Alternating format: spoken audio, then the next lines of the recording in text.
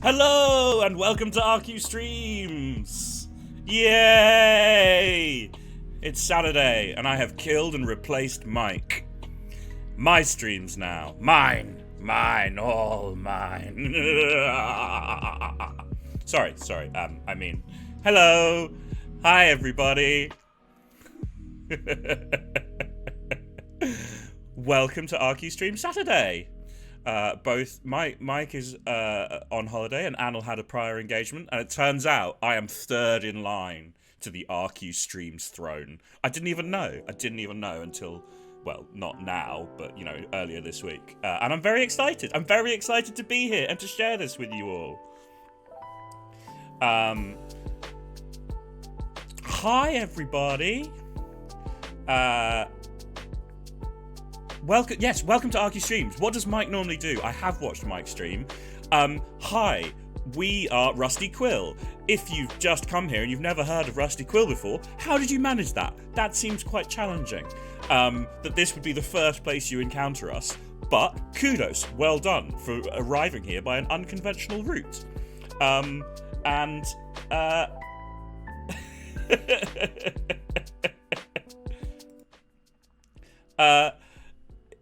Just in case you don't know, Rusty Quill is a podcast and other media production company based in London, England.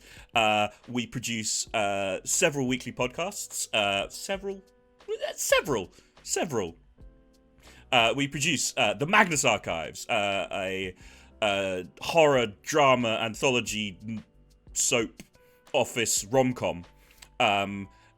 We produce Rusty Quill Gaming, a emotionally devastating comedy Pathfinder actual play, and we produce Stella Firma, which I can't explain. It's improv, it's comedy, it's set in space, it's sort of about designing planets, at least for a little while. Anyway, yes, we produce 3 podcasts, we also do streams, and occasionally other exciting things.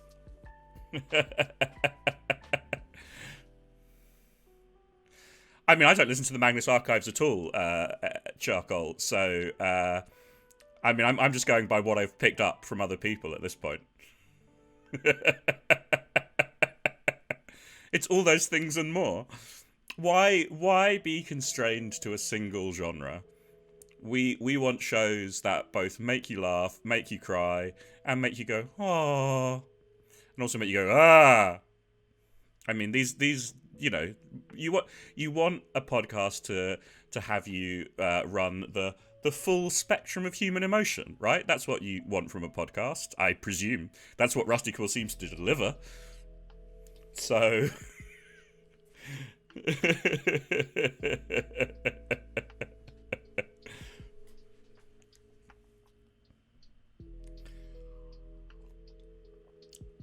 So yes, I'm here.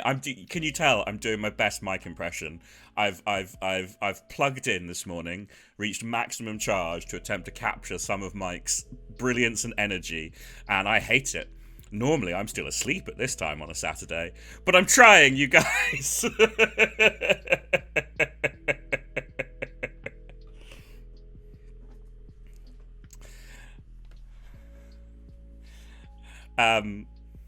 Yeah, what's your point? It's 1 o'clock. Perfect time to still be asleep on a Saturday.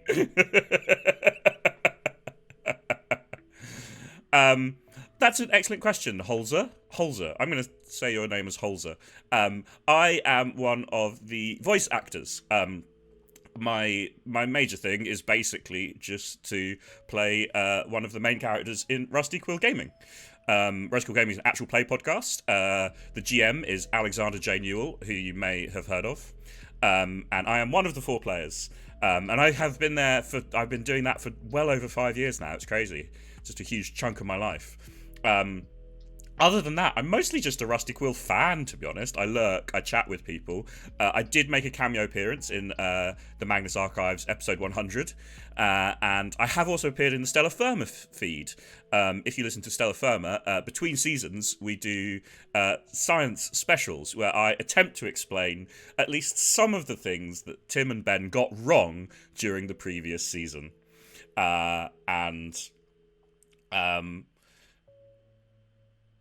we have fun. We have fun. I have fun doing those. I think they're great.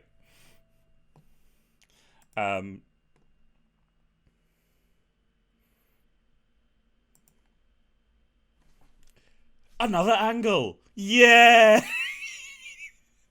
What am I even doing? Why am I here? I love those Stellar Firma episodes. They're so much fun to do. It was the second one was definitely harder than the first one because they just didn't talk about science as much. And I could have.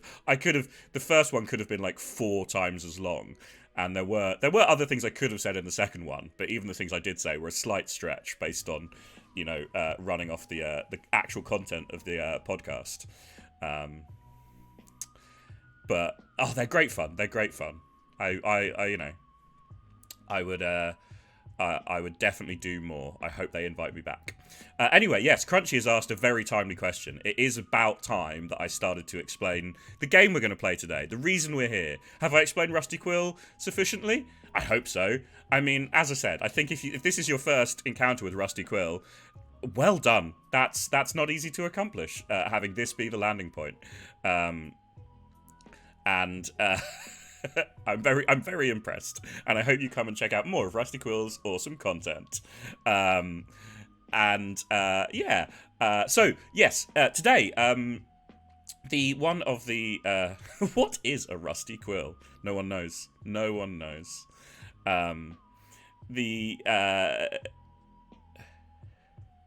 See, Charcoal gets me. Charcoal gets me. Mike wastes way more time than I do. I don't even have an April to hug.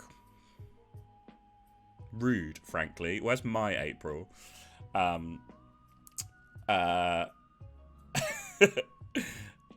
So, yeah, Rusty Quill streams. Here we are. Here's Rusty Quill streams. It's been going a while now. You guys know the deal. People play games. You watch them play games. It's great fun. But more seriously, one of the aims of the Rusty Quill streams project, when it was originally conceived and pitched and set up, was to introduce people to games they might not have encountered, to demonstrate a huge variety of different genres and different gameplay styles, and hope to, expand people who may not know the sort of games that are out there that you might encounter. And I'm not a very well-placed person to do that. But I have, with Annal's blessing, I have brought a game along today that I like, and it is a genre which I very much like. So today I will be playing a game called the Talos Principle. And the reason I like it is that it is a puzzle game. You have to sort of assemble the correct sequence of button presses and moving objects in order to open the next door along. That's sort of the vague principle. It's a first-person perspective game. You walk around an environment much like you would in, say, something like an FPS. But instead of encountering enemies that you have to shoot, you simply have to press buttons and move objects, basically. And that's we'll see the many things we can encounter during a puzzle in the Talos Principle. I would say that the Talos Principle I have played before. I haven't played a huge amount of. I started off, I really enjoyed it, but I was playing it on an old computer which couldn't quite handle it very well, and it struggled a bit with the game at times. And then I ran out of time. I couldn't find time in my week to play it because I was playing other games and doing other things. But I've come back to it today because I want to hopefully introduce you all to this genre of game if you've not seen it before, or an entry in the genre which you may not have encountered, and share my love for it. And we'll see. I mean, sometimes they can be quite frustrating. Just occasionally, you might find a puzzle that you really struggle to solve, and you end up, bashing your head against it for a little while. We'll see. We'll see how it goes. There's a certain point I would love to reach today, and I just don't know if we're going to reach that point, where the sort of the breadth and the depth of the game sort of starts to open up. There's sort of a couple of opening stages, and then you you meet, I think it's called the Tower, and you see, right, this is how big this game is in quite a nice way. And I don't know if we're going to be able to reach it in the time available, but that would be quite a good point to get. So I would ask, that's a really excellent question from, I don't know how to say that name, Ilovier? Is that an I and an L or two L's? Lovier. Or is it a Welsh double L? Lovier. Well, no, that doesn't sound right. Sorry. I'm probably butchering your name horribly. A Spanish L. I did... Jovier. Yeah, I can't do a Spanish double L at the beginning of a word. I'm not quite sure how to pronounce that. Yeah. Paella, I can sort of say. I mean, not well, but at least approximately. But that's a very good question. So, suggestions from chat. Yes, I am happy to take suggestions from chat. I would love it if you would hold them a little bit. So when I meet a new puzzle, I like to explore it a bit myself. I'd like to have a go. I will certainly be, you know, if I'm starting to struggle, starting to repeat myself, then I will probably ask you guys for help at that point and suggestions. Yeah, basically, if we can at least hold the backseat gaming for a little bit. Like if you're starting to get really frustrated because I've been on a single puzzle for a little while and the things I'm doing are a bit repetitive, then I don't mind if you sort of start to jump in, even if I haven't directly asked, because I think, you know, in general, if you know, more than one or two people in chat are starting to feel a bit frustrated, then it's probably time to move to the next puzzle. But yeah, do give me a little while to hold on to it myself, if you don't mind. Hello everyone. Can't stay long, but hope everyone has a good day. Thank you very much for the 100 bits. Are you here? Did that alert come through? Just, I want to check my audio. Is my audio working in such a way that alert came through for all you guys?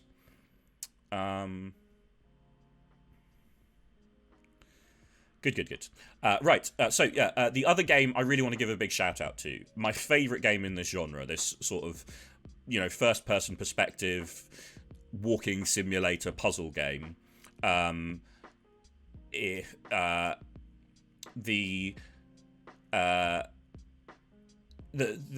best game in the genre, in my personal opinion, is a game you may be familiar with already called Portal 2. And I absolutely adore the Portal games, and I think Portal 2 is one of the best games ever made. And I would have loved to have, I thought about, even for this slot, playing the single-player campaign of Portal 2, which I think is absolutely brilliant. It's funny, it's interesting, it's hard, it's fun.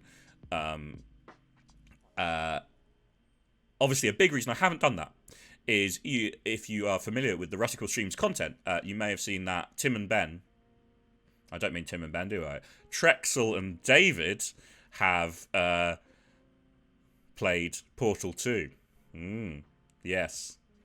On this stream before. So, it was glorious. I watched both those streams. They were amazing. So much fun. So, yes, I thought, best not to see the same game again. Let's go for something a bit different, but in some ways quite similar. I mean, the look and the feel isn't identical, but it's certainly a similar game in some ways. And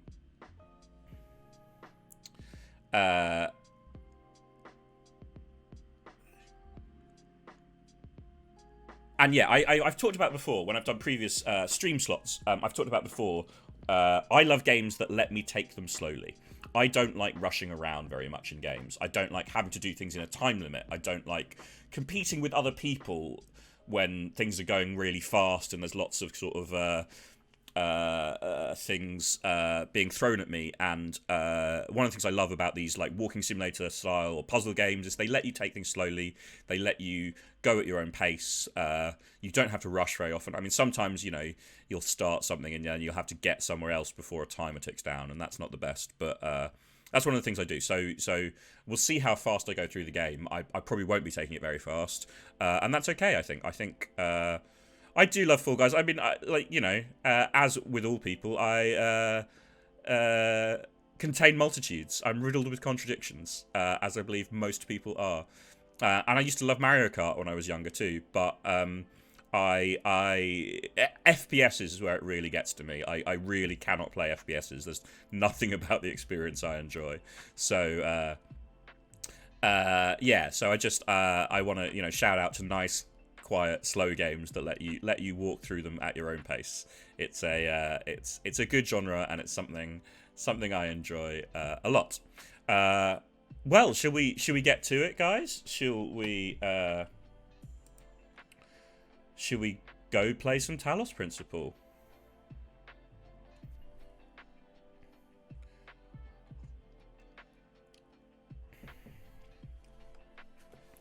Okay, let me do that, and then how is the game volume?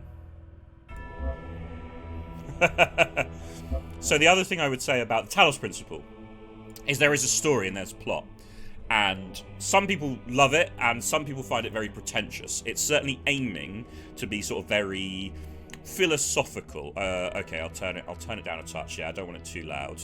It is quite dramatic.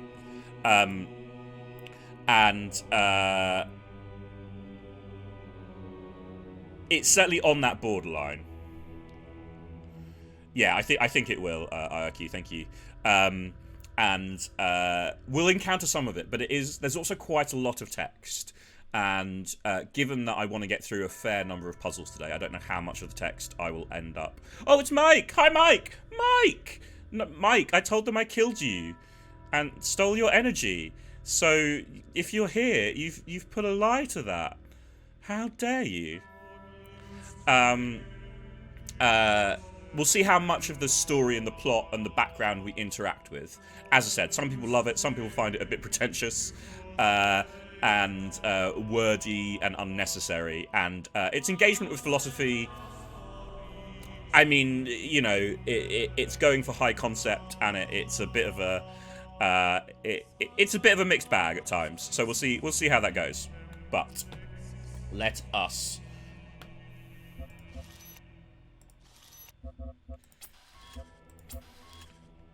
begin.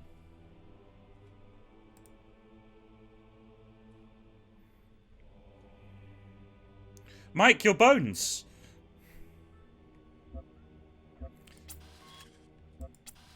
We're starting a new game. We're getting in right from the beginning. As I said, I played this game a while back. And I've pretty much forgotten everything about it, other than, I quite liked it. So one of the cool things about this game, if I remember correctly, is that we are a robot. A very cute, awesome robot. Love being a robot. Shiny chrome body. Alex's dream.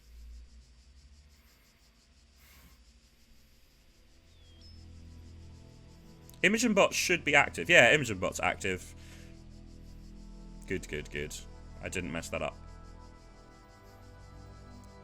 Okay, so... Child, you are risen from the dust, and you walk in my garden. Hear now my voice, and know that I am your maker, and I am called Elohim. Seek me in my temple, if you are worthy. So, as you can see, a slightly pretentious opening already. Someone who's introduced themselves as my maker by the name Elohim. And I'm not very good on my theology, but I believe Elohim is a name, was an alternative name for a god, or is it one of the angels or something? Is the game volume's really low? Okay, let me turn that back up again. Someone pointed out it was going to be a lot louder during the menus than during the actual gameplay. Oh, thank you guys. Yeah, just saw that. But yes, that is correct. Yeah, and as we can see, it's very pretty. You can see why my previous computer did have some trouble. So let's just explore the environment. I actually don't think there's anything to explore here. But you can see we're in a very cool, sort of, it's, what, Greco-Roman? Looks temple-ish, doesn't it? And we've got some beautiful water. Mouse sensitivity is a bit high. I'm going to try and keep it pretty steady so I don't trigger motion sickness for anyone, hopefully.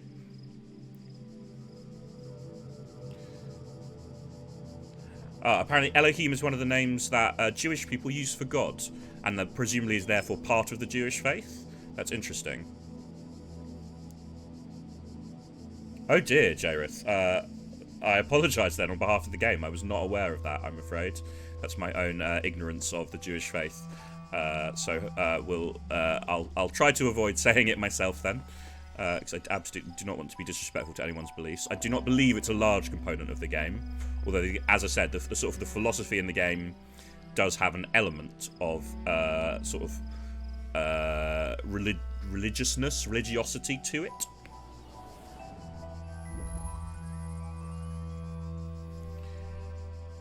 Initiating child program logic check. But you can see, you know, as much as this is a really cool place, it's definitely a bit run down. There's lots of faded paint and things that are a little bit broken. And I think we have a barrier here. It looks very high-tech compared to everything else. And remembering, of course, that we are a robot, so clearly high-tech exists here. And I don't believe I can walk through this yet. So I think my first puzzle is to somehow get through that barrier.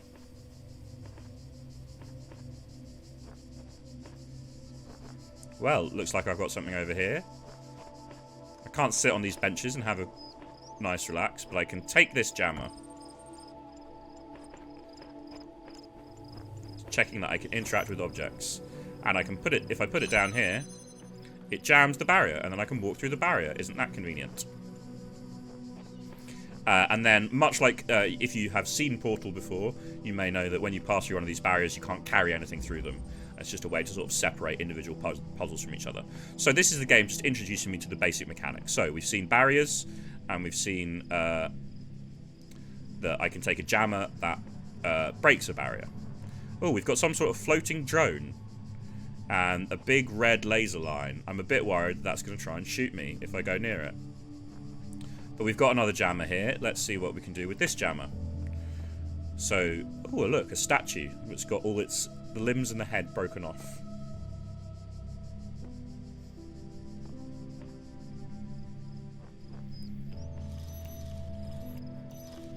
So presumably if I walk close to that, it's going to do something nasty to me.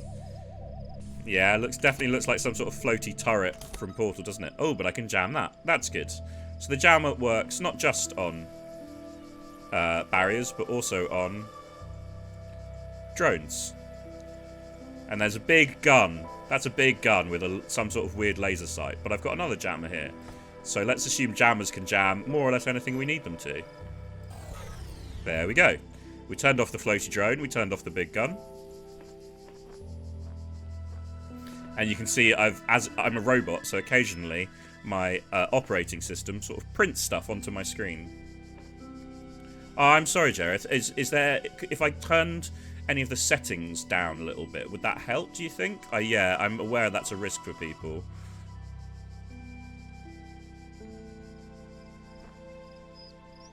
If I reduced mouse sensitivity, maybe, so everything was a bit smoother. I feel like my mouse is very... Oh, there's motion sickness options. Yeah, let's definitely turn down mouse sensitivity a bit. And we could turn off view bobbing as well. Maybe that would help. I'm very happy they've got motion sickness options. That's really good. Again, we've talked about before on Rusty Quill streams, like accessibility options and having ways to enable as many people as possible to play a game. And motion sickness is something that I'm not particularly sensitive to, though I did get a little bit when Anil played Flower once on stream. So maybe with those settings a bit more... Yeah, that all seems a bit smoother, doesn't it? Maybe that will be better. So yeah, so Flower is the only game that's ever triggered it for me. So hopefully I'll be able to sort of just take this a bit slower because it's and it's less, yeah, it's much smoother now. So hopefully anyone who is having trouble is finding it easier. And I'll try not to swing the mouse too wildly. But please, obviously, if anyone is finding that this triggers motion sickness, then yeah, do whatever you need to look after yourself.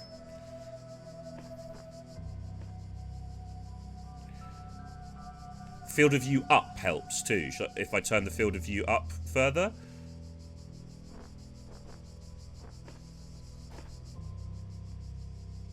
All across this land, I have created trials for you to overcome. And within each, I have hidden a sigil. It is your purpose to seek these sigils, for thus you will serve the generations to come and attain eternal life. Oh my. Well, this, as I said, this guy does seem very pretentious. I'm gonna, yeah, okay, motion sickness options. So, just gonna turn down mouse sensitivity a tiny bit more, because I think it's still view, and, should we turn up field of view? Would that help people? I believe this computer can handle it. Anyone want to take tell me which is going to be better for people, motion sickness wise? Field of view, turning it down or turning it up? I'm afraid not, Kato. I'm afraid we've bought into that level of pretentiousness by playing the game.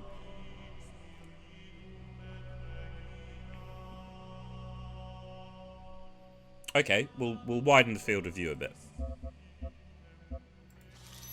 I don't know if there is a... I could turn to third person, if that would help a lot as well.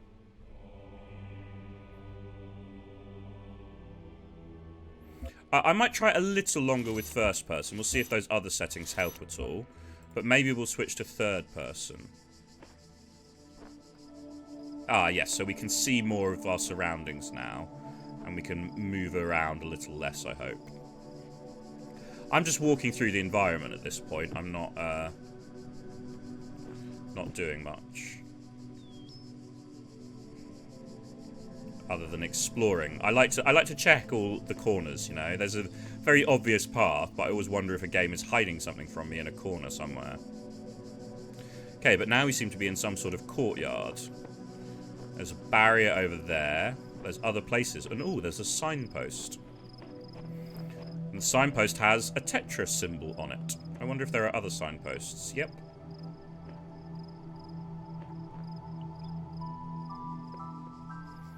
And that one is locked currently. And, I see. The sigils that the voice spoke about are these Tetris pieces. And presumably, as we start to collect Tetris pieces, we can unlock more puzzles to collect more Tetris pieces. Well, that seems like a sensible way of organising things, more or less.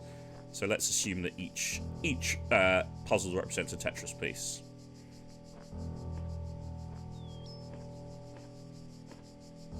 Yeah, as I said, I played the Plight. I played this game on a previous computer that just could not handle it.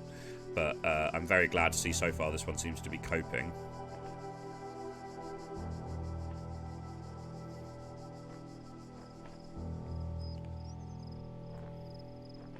I'll try and do one puzzle and then we'll evaluate whether we need to... so we've just gone through a barrier again. So we've entered a puzzle and we can see which Tetris piece it's for.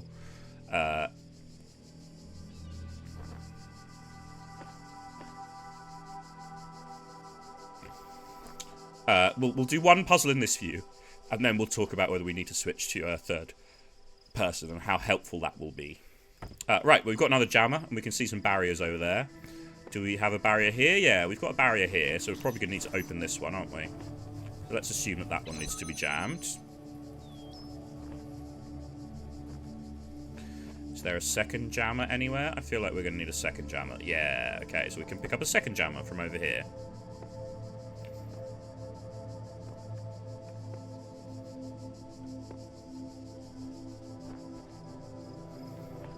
And there'll be another barrier to walk through.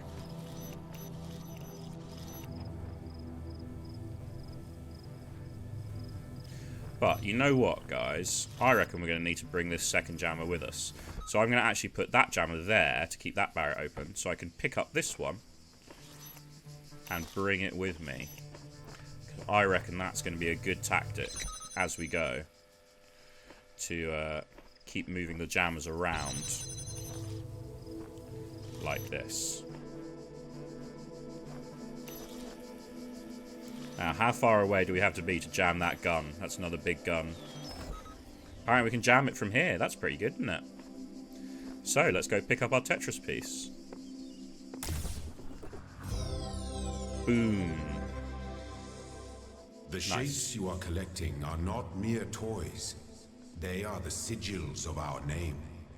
Each brings you closer to eternity. Well, that's nice. We want eternity, don't we? Do we? Maybe. Who can say?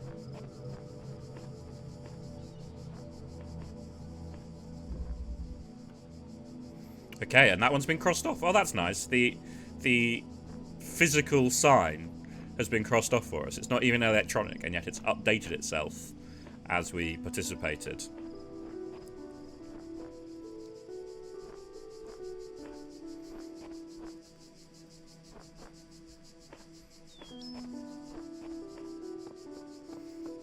And so we'll walk over to the next section. Oh, I can run as well if I want to. Ooh, zoomy. Very zoomy. I'll try and remember to do that occasionally. Right, let's get our next Tetris piece, shall we? A switch out of reach. I wonder if this will open up a new game mechanic to us somehow. Oh, look, there's a floaty orb.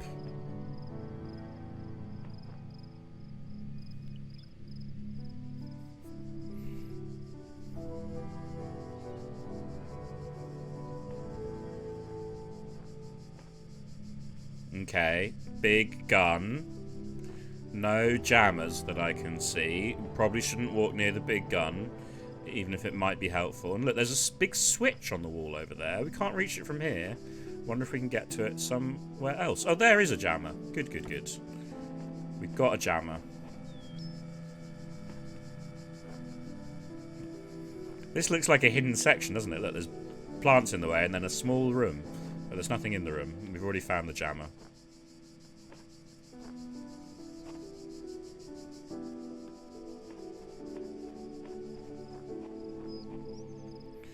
So let's jam the big gun so we don't get shot. Oh, look, there's the Tetris piece. I wonder why the flies are surrounding the Tetris piece. Do you think they've been here a long time? Do Tetris pieces rot? And look, now we can pull this switch. Does that mean we turned it off? I kind of hope that means we turned it off. What do we think? Safe to pick up the jammer? Yeah, there's no more lasers, no more movie shooty gun.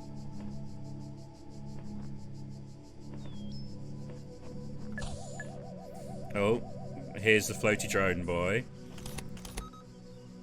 Why can't I make friends with these other robots? Isn't that sad? Wouldn't it be nice if all the robots could just be friends? Aha, and look, when we got that piece, Well this done, gate opened. child. Which opens a Only slightly one quicker more route sigil is back. needed. We can zoomy. Zoom. Whee! I mean, you say one more. Do these lead to the same place, or can I just get the same sigil in two different places? Sigil. Why am I so bad with words?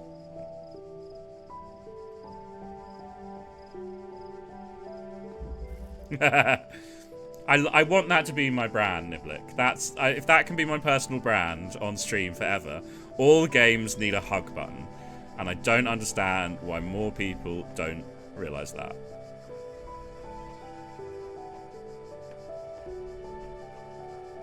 Okay, we've got a jammer. Jammy jam jam jam. Feels like we might need more than one jammer though, because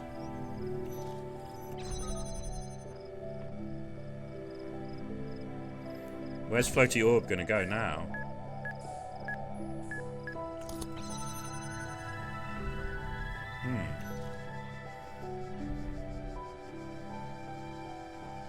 That didn't accomplish terribly much, did it?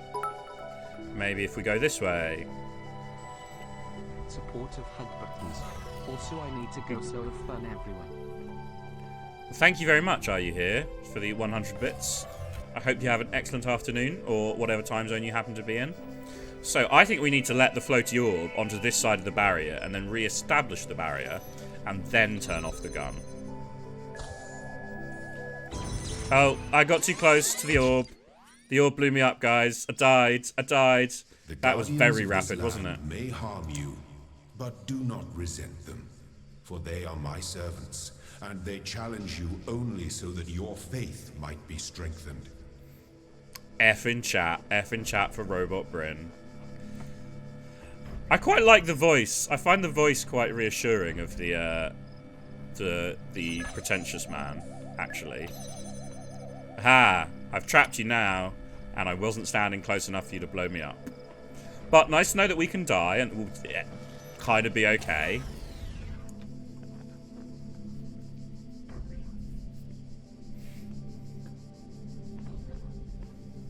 I mean, yeah, that is a bit like, hey, I've set up these enemy robots. It's specifically to harm you, but don't be angry at them. They're just doing what I want, and it's like, well, can I be angry at you then? That seems fair, right? Drut says, hi, voice of God. Could you tell your servants to be a bit less murdery? I love it, Drut. I'm so on board with that as a message we should be sending to gods. Yeah, Jareth, I don't think it's very Jewish about anything. I think it's very Christian, and they probably just chose the Jewish name because they didn't understand the sort of the ramifications or the implications, basically. I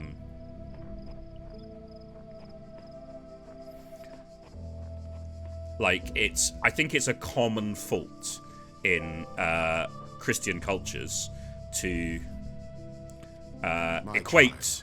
You do not need to collect all sigils at once. You are free to return to this place whenever you choose. Oh, that's nice. Oh. Shooty drone. Please don't hurt me, shooty drone. Yeah, I think it's a surprisingly common problem in Christian cultures to be like, oh, it's Jewish, so therefore it's close enough to ours that we can just use it without needing to worry, right? And the answer is no. That is not true. Right, where are we trying to get to? I mean, the man said, the pretentious god man said that I didn't need to come and collect this sigil, but I want to, so... Oh, I died again, guys. That little zoomy back animation is quite something, isn't it? The hubris! You're not wrong, Storm Treader. You're not wrong. Hubris and Nemesis. Pride and the Fall. Do you think those the red lines are sort of the range of how deadly it is? So if I just don't get close enough to be touched by the red lines, I'll be okay.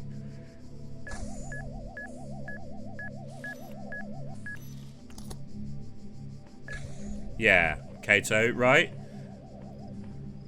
If the voice of God says you don't need to do this, then I'm like, well, now I definitely want to do it. I want to do it more. I can't believe I can't just point the jammer through a fence. It doesn't seem like the fence would stop the jammer. But maybe it's like a Faraday cage. Well, that's all well and good, but how am I gonna... Oh, where's the other one? It's there. I'm definitely gonna die if I pick up this jammer again, aren't I? No, I'm fine. Okay, okay.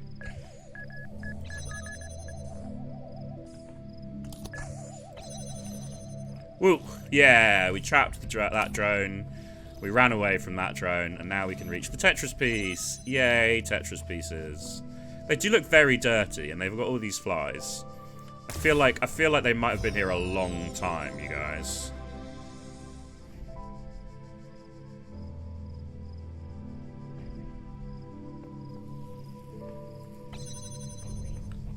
Hi, Joe. Thank you very much. I'm doing fine, thank you.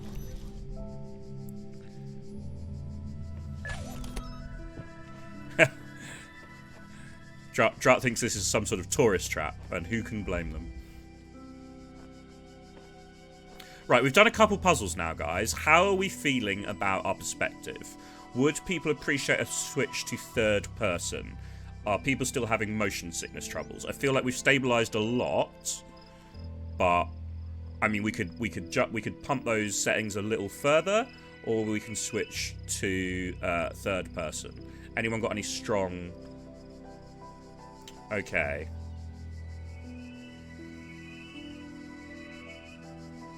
Yeah, is a bit of... That's a good point as well, Drop. Thank you, yeah. So Drop points out it would be quite cool just to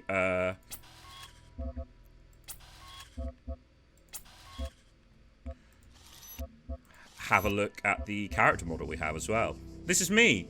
Look at me and my glorious shiny chromeness. I don't know if this will help that much with motion sickness, since it'll still be the same. Yeah, because actually this is only creating something in the foreground. It hasn't actually changed how it works in any meaningful way, has it? Oh, but look how zoomy I am, guys. Zoomy. Ooh. A different coloured Tetris piece through here.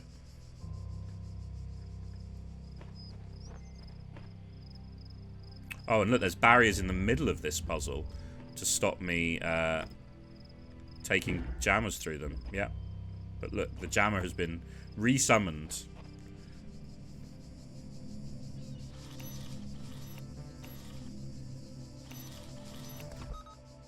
Ah, I couldn't even see the barrier there because there was already a jammer pointing at it.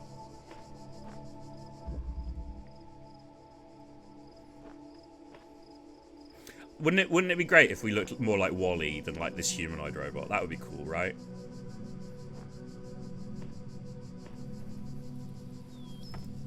Yeah, see, I took that jammer because this barrier was held open by this jammer that I put behind that conveniently placed wall. Let's jam you. Well, there's my Tetris piece. Floaty drone. Interesting. Chances of that floaty drone killing me, pretty high.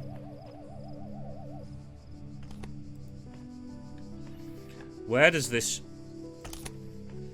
jammer go? Where does this floaty drone go if I bring this jammer all the way back here?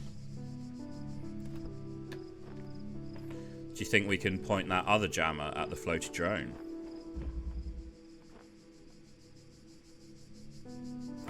Yeah, why can't we be a floaty sphere? Why must only bad guys be floaty spheres? Seems pretty shape prejudice to me. So I don't think I can take the other jammer through the hole. I think that's the point of the hole. But now that I've trapped that drone with that jammer, I've got this jammer to use on the other drone, and I should be able to collect the Tetris piece.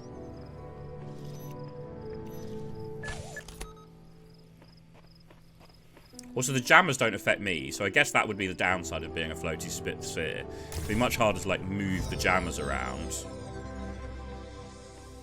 You are most diligent. Perhaps this trait will serve you well in times to come. So I know that there are, like, puzzles where you collect stars, and it's like the stars are optional, and if you want 100% the game, you collect all the stars. And I'm definitely not going to be doing that. But I need to share with you guys that that is definitely my instinct.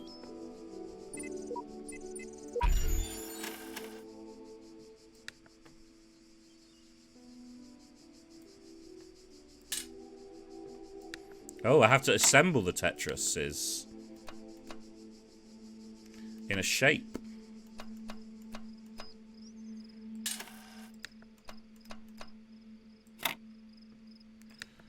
To unlock the door. Oh, Tetris puzzle. Yay. We opened the door, you guys. Right. Next puzzles. Will more elements get introduced? Or, no, I think we've met our first piece of pretentious plot. Let's have a look, you guys. Oh, look, it's a... This game really doesn't know what era it's in. We're a functioning robot. There's floaty, futuristic drones and barriers, and yet we've got a simple DOS system.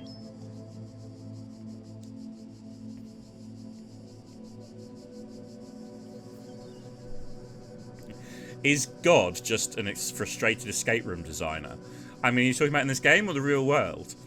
Is the whole of Earth an escape room, and the whole point is to be able to get to other planets? Oh look, there's things I can type. Hi, Astfa. Directory. What's this? Or hello world. Type help for a list of available commands. Well, that's less fun. Directory. Unknown command. Well, you're not a Windows system then. Can I ls? Are you a Unix system? Ah, list. Okay. Proto-Unix. Or future Unix, maybe.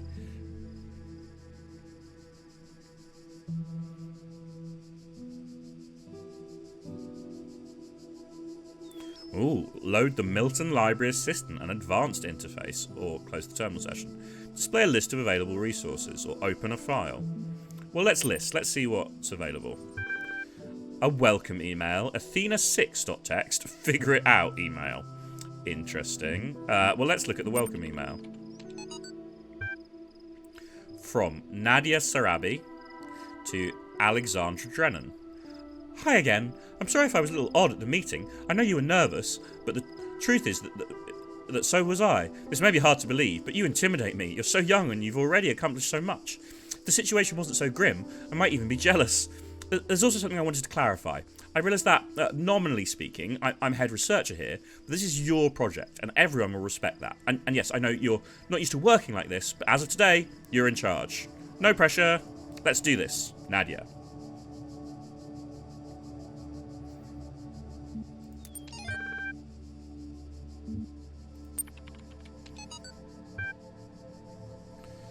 From Lee to some sort of IP address. The way I see it, the world doesn't come with a manual. You got to figure it out for yourself.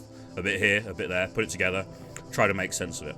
I'm pretty sure there is a truth, but that doesn't mean everyone who claims to know it really does. And again, it doesn't have to be a bad thing. We live in an amazing world, and searching for the truth can be a real adventure. Plus, it's good for the brain. Anyway, just some rambling thoughts from your old man. Don't let that stuff get you down. You're young. You got loads of time to figure it all out. Love, Dad. So this is the plot. This is the lore of the world, and you can see that there's a lot we could be doing and a lot we can interact with here. And there's a huge amount. Now I'm not going to do a lot of it in this stream because I'd rather get to, as I said, there's a point in the game I'd quite like to get to if we can manage it, but we will see. And I'm not going to read this one. You can see that this is an extract from some sort of story, and that it is perhaps a little bit corrupted as well. But let's see what the Milton Library Assistant looks like.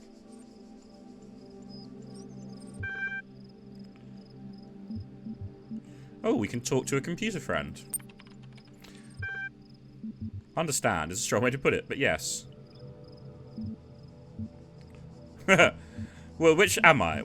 Am I some sort of sarky child? Am I an aggressive, grumpy teenager? Or am I a fellow friendly robot? I think I'm a fellow friendly robot.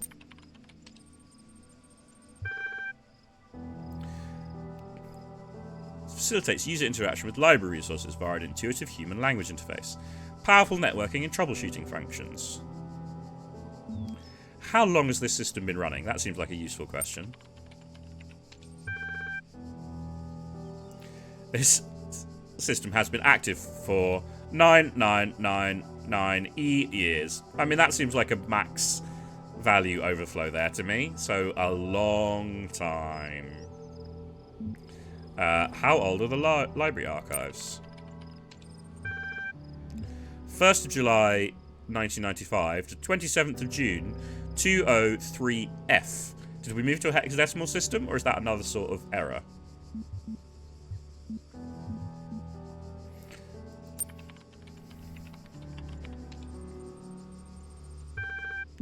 $47 million resources in archive, taking up 5.4 petabytes of disk space. That doesn't seem like that many resources. I mean, how big is that compared to, say, Wikipedia?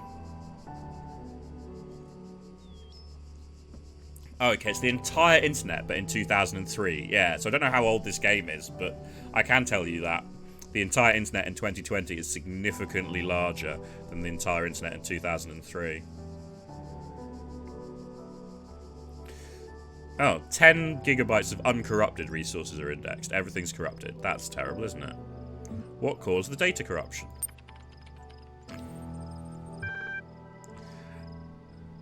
Inevitable in any system over time, and it's been too long. Well, indeed. Oh, good 1996 reference. Well done, guys. Yep. I mean, 1st July 1995, but it's close enough for the emote, definitely. Inconsistencies were detected during sorting.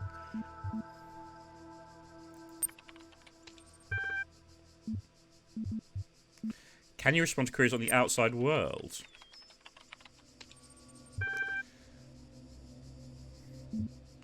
Do we want to ask about this mysterious god voice that we occasionally hear?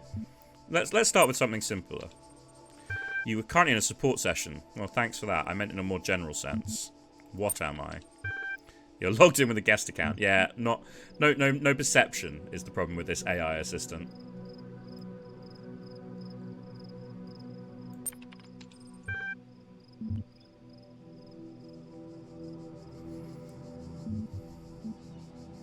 Yeah, well, it's explained that word, but again, not written by people who were being culturally sensitive to the Jewish face, as far as I can work out.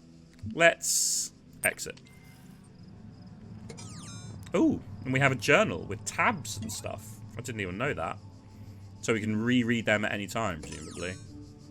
But as I said, I'm not going to engage very deeply in the lore. You can see the start of it there, and if you played this game yourself, you might well find it more fun to engage with more of that. But today I am focused here on solving puzzles, and as I said, I want to get to the tower, which is where we will be able to demonstrate the size and scope of the game a bit more, and I think that would be nice. Step into the light, child, and my temple will be revealed to you. Oh my.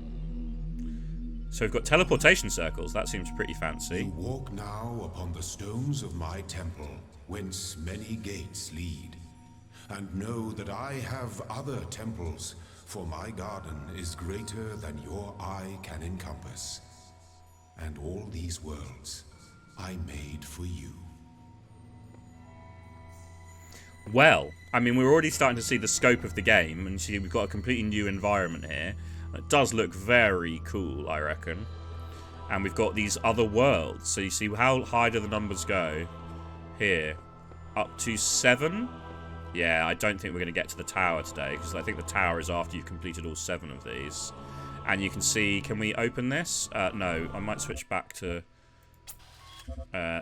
third person for a second.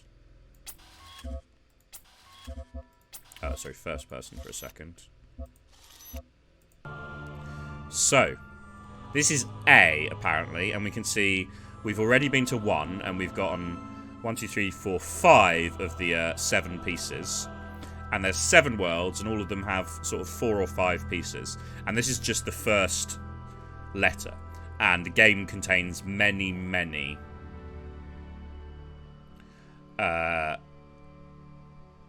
sections of the same size. You can see there's a huge amount of gameplay to this game. I kind of agree with you. So who said that? So S. Charcoal said, I think I'd honestly enjoy this more if the voice wasn't as much like it is. Yeah, some people, as I've said, some people really like the way the game presents its sort of lore and philosophical options, and a lot of people find it a bit irritating, basically. So, you know, who can blame you?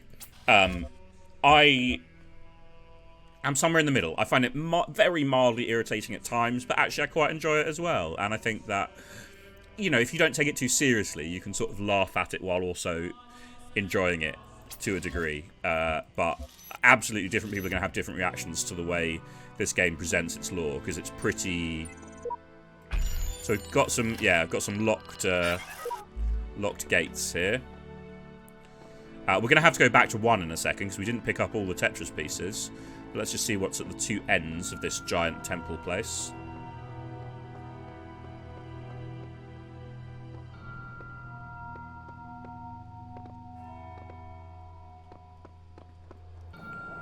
So this is some sort of rotating cube. And, oh, there's a... I think that's a jammer in there, is it? Yeah, so that lot requires more sigils. And that lot requires more sigils. Sigils. I don't know why I always want to say sigils instead of sigils. Yeah, we should definitely have a step counter. So we could go... Apparently, it looks like we could go to World 2 right now. But we should probably finish off World 1 first, right? Yeah, let's go back to World 1 and get the final 2 pieces in World 1. So as I said, there are also stars in this game where there are further puzzles that you can do to complete... to get stars. And I'm not going to do any of them. But I am going to get all the Tetris pieces if I can. And it looks like this World 1 has, you know, the same basic set of principles, essentially. It's, you know, it's the shooty guns, it's the floaty orbs, and it's the barriers. And there's not much more beyond that in World 1. Yeah, I actually... I can see how the pretentiousness sort of...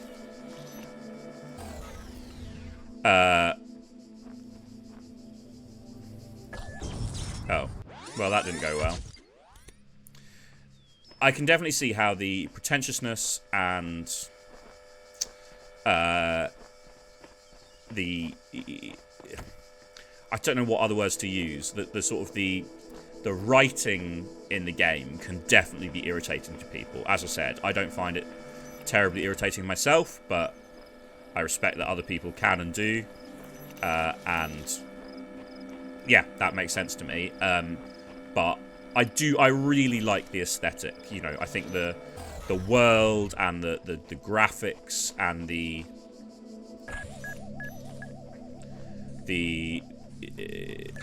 sort of, you know, the barriers and the puzzles and the enemies, and as you said, and someone mentioned the aesthetic of the teleportation circles. I really love that element of the game, like the art direction, essentially. But yeah, the voice is very patronising, and I'm not gonna persuade anyone they should put up with that. And that's one of the reasons I'm not going to engage overly much with the story today, is that I feel like it will be annoying to a lot of people. Frankly, I think that's, you know, sort of how the game is to an extent. But hopefully the puzzles themselves are something we can enjoy.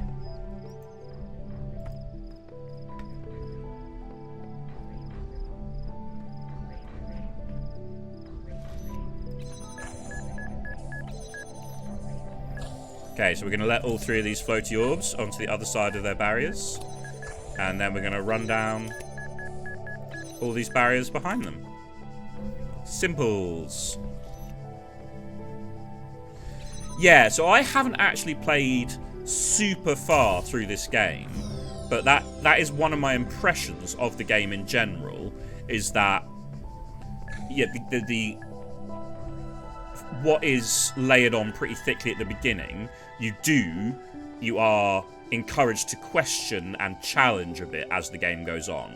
So it's not quite as simple as it necessarily may first appear, but I absolutely respect people who find it irritating. I don't disagree with you, Jareth. It would be amazing to be able to make friends with all the other cool robots.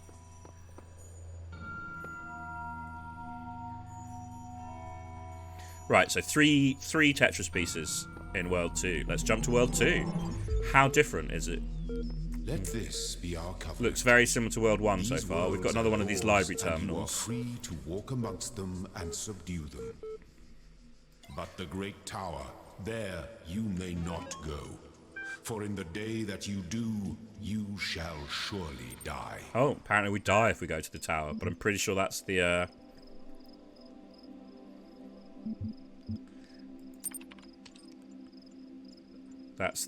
point of the game, though, so you know. Okay, so this terminal didn't tell us anything else. And I probably wouldn't have opened any files even if there had been any. So, we'll leave it behind for now. We'll just keep doing puzzles. Let's see what new exciting puzzles we can find in this section. Oh, this is a bit different. There's a little less walls. And look, there's the sea. We're on some sort of island. Whee! Zoomy zooms. Zoomy zooms. And there's another island. But look how pretty, you guys. We can just stand on the sea. I'm pretty sure if we walk into the sea, we explode again. And we get zoomed backwards. We get rewound. So we probably won't do that.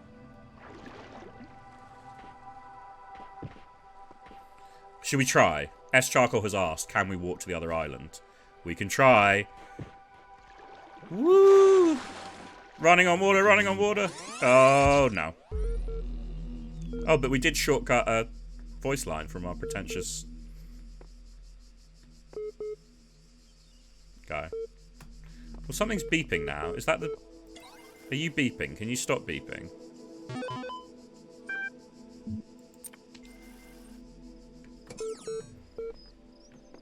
There's something I'm missing. What's beeping, you guys?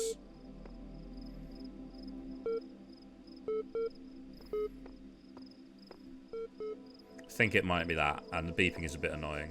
Oh, it wants me to type list. Okay, let's type list. If that'll make it stop beeping, I will do it.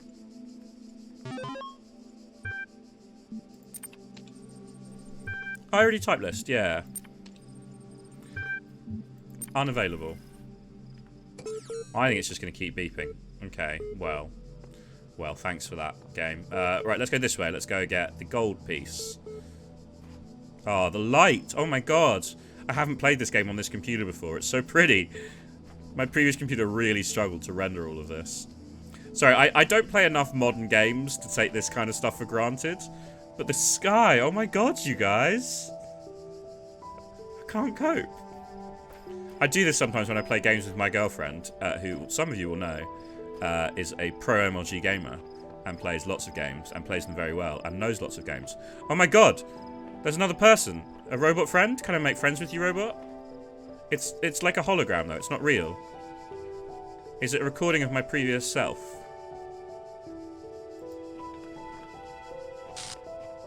Friend? Friend? Hug button.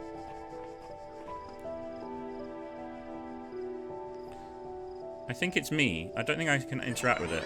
Oh, it's gone. Hi, Autumn. How you doing? Oh my god, I magically summoned Autumn. Best power ever. Right, I was following the signs to the next piece.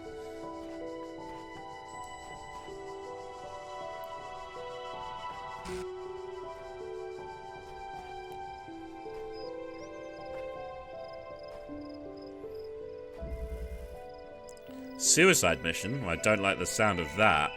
What new elements will World 2 introduce to our puzzles? Okay, we've got a gun, but the gun is off. Well, that's good. And there's a switch here. I bet if we open the switch, it opens the barrier and also turns the gun on. I mean, that's not great, is it? But I feel like we probably have to do that. Oh, we've got a jammer. We've got a jammer. No, we're fine.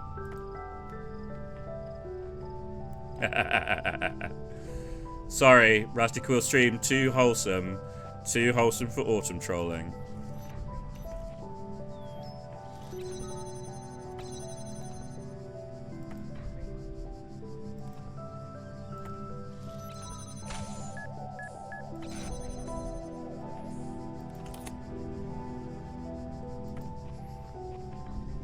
Do I have to let them kill each other? Is that what's going to happen here? Is that why it's a suicide mission? Do I have to let the gun friend and the orb friend kill each other? Hi, Crow. I don't want to put on that switch. I don't want to do it, you guys. Why can't all the robots be friends? Why do I have to make them kill each other? What a terrible world.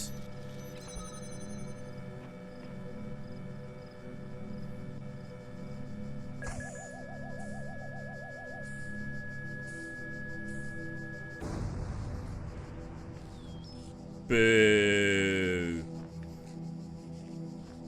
Oh, Joe, thank you so much for the gift sub. That's very, very nice of you.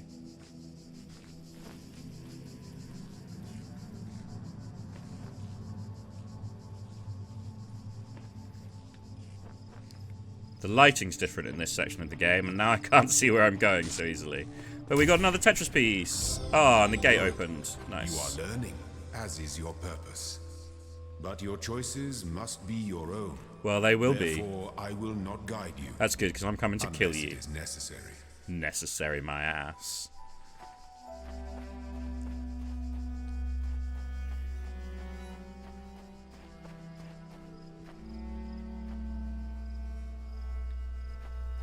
What's over here? There's a whole amphitheater over here. I'm not following the not following the signs to the next Tetris piece. I feel like there's so much here I haven't explored. Is that a letter? A letter in another teleportation portal? But what's down here?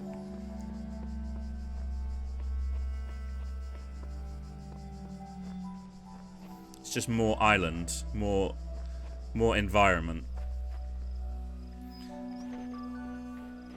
How much would be revealed if we just explored extensively? What more of the game would we see? Presumably some stuff. Oh, I like the goal sounds in the background though. No, let's go back, let's go back. Let's not get lost. Not wandering around the entire island for ages. And get lost, because I could easily do that if I let myself. Oh no, where did I come from? I was in the amphitheater. Let's get back to the amphitheater. We can do that. We can do that. Oh, Storm Treader, I miss outside. I know exactly what you mean. But you can see this game is actually pretty large, guys. And if you wanted to pick it up yourself, if you can deal with the pretentiousness of it, you can explore much more thoroughly than I am, and find all the secrets. One of our teachers, Mrs. Higgins, told us to make a time capsule. Write letters to the future so one day we could remember what it was like to be children. I thought it was stupid, so I didn't do it, which I really regret. So, I guess I'm gonna make one now. Bury it in the archive instead of under a tree. I don't know if anybody will ever find it, but somehow it seems important to keep talking, to keep thinking, for as long as I can.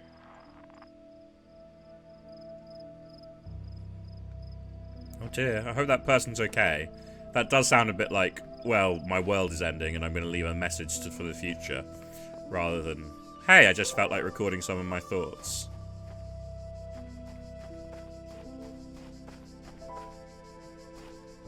Right, the sign is saying, this way for more Tetris pieces.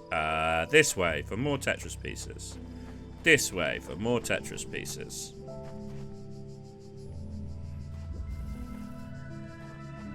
The guards must be crazy. Well, that's pretty rude. You're the one who programmed them.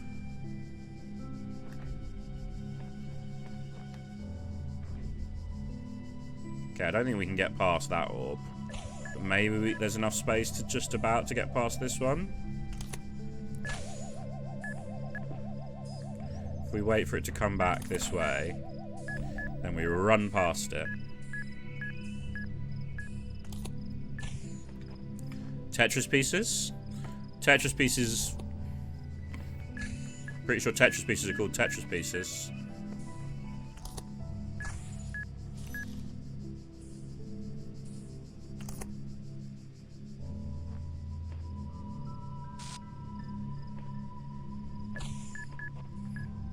Bye-bye, orb. We got our jammer. So now we can jam this orb. Oh, and there's another jammer. That's handy. Do we need that other jammer? Yes, we do need that other jammer. Because there's a barrier over here. Oh, and there's an orb behind that barrier. So we're going to need this jammer too. So let's jam that orb over here. Let's go and grab this jammer.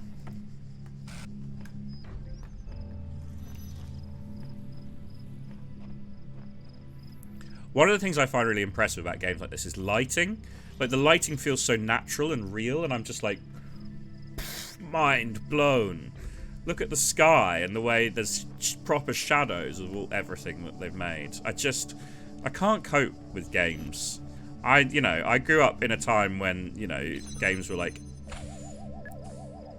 8-bit and had very different...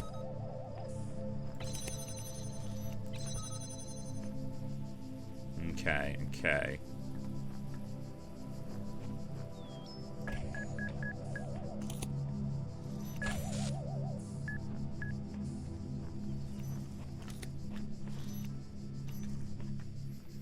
Now I'm worried if we don't close this barrier behind us, that guy's going to come and find us, so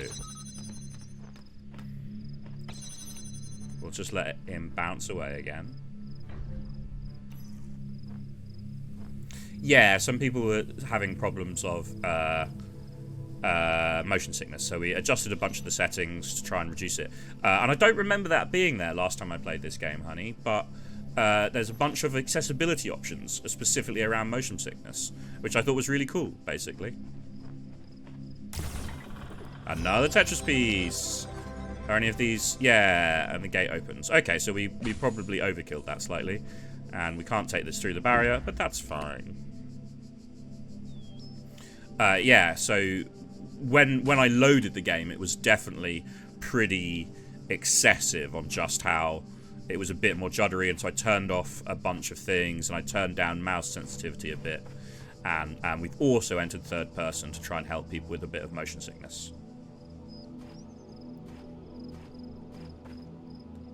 Right, where's the third puzzle piece in this land?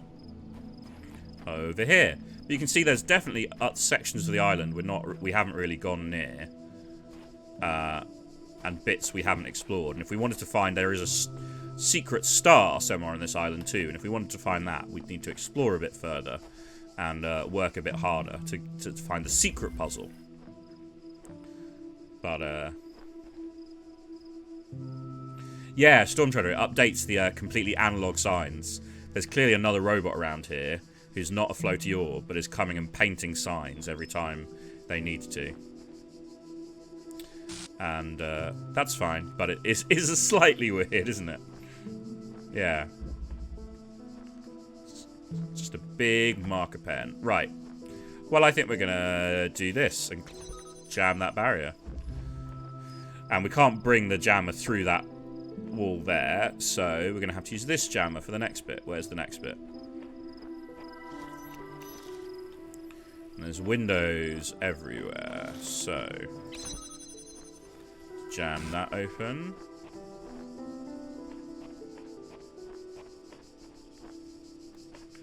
What's over here? Am I just in a weird back place? Oh yeah, more mosaics and paintings on the walls.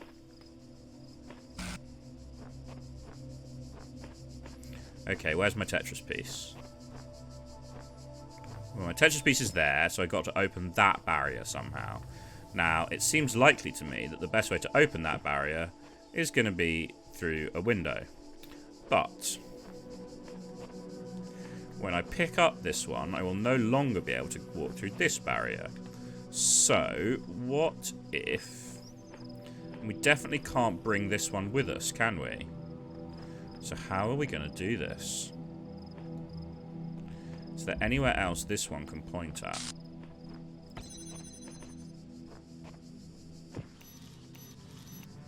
Oh, yeah. Okay, it's not based on range. It's based on where it points. So now I've got it opening there. But that doesn't help because I can no longer get through this barrier. So if we put it back over here...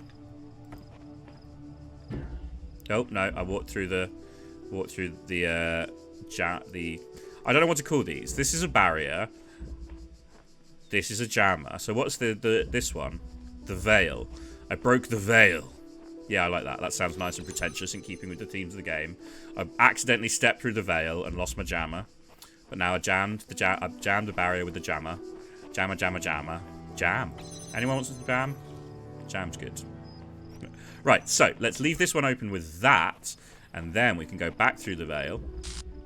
We can move this one. Don't step through the veil again. And we can point it at that barrier. Because there's so many windows. And it just goes whatever distance we need it to. As long as it's in a straight line. And now we're here. And we can use this jammer on this barrier. And we've got our Tetris piece. Yay!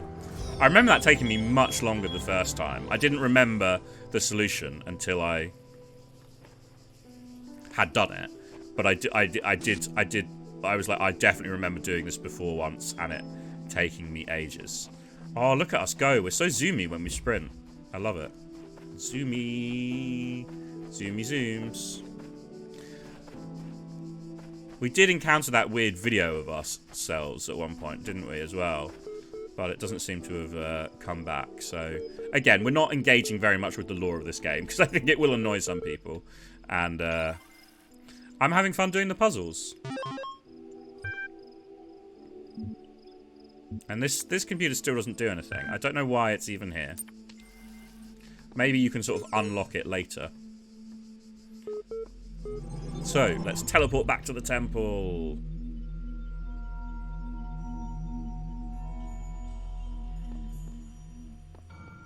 So, we've done World 1, we've done World 2. And you can see it, every world has these little signs outside it. And you can see the little star dots. And if you're going for 100%, you need to find all those stars too. And the star puzzles do tend to be a lot harder than the Tetris piece puzzles. And I remember first time we played this game, I got really obsessed with finding the stars too, and Autumn got really annoyed because I would take ages because they were really hard.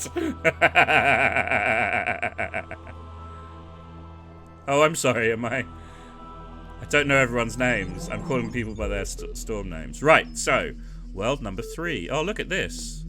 How pretty. Again, we've got this beautiful pond, lake. Oh, we've got another beeping computer. Can you please stop? Again, you're not actually offering anything, are you? That's fine. Well, presumably there's some sort of thing you can do at some point in the game that...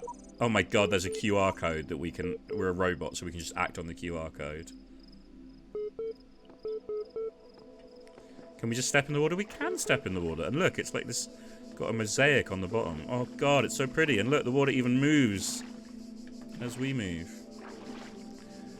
What do you think, guys? Should we click on the QR code? It's not very information secure, is it? If we just go around clicking on random QR codes.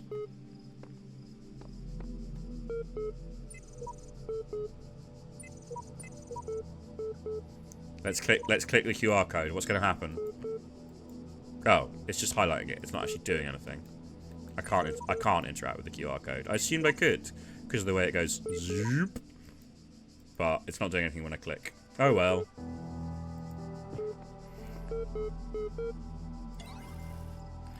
Why are you beeping? Can I break the computer to make it stop beeping? Okay, let's go get some Tetris pieces. Let's go this way. Shoo. A bit tied up. I'm hoping that's a hilarious pun. Okay, that's interesting. That one already looks like it's being jammed.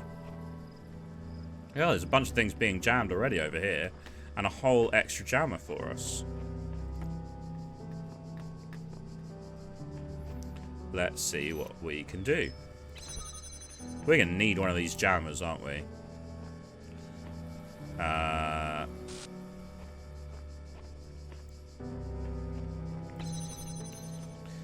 Yeah, so to free up these jammers, to get all these jammers free safely, you know what we're going to have to do again, guys?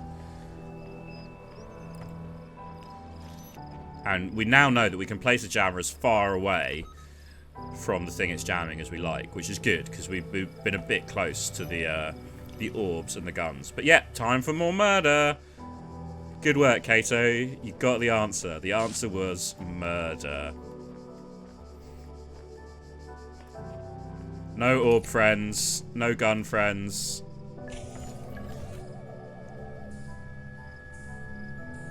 Why?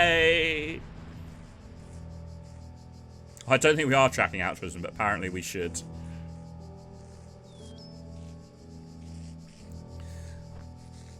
Yeah, we can't make friends with other robots. Their only role is to be destroyed. Which, as a robot ourselves, does feel a bit bad. Let's be honest.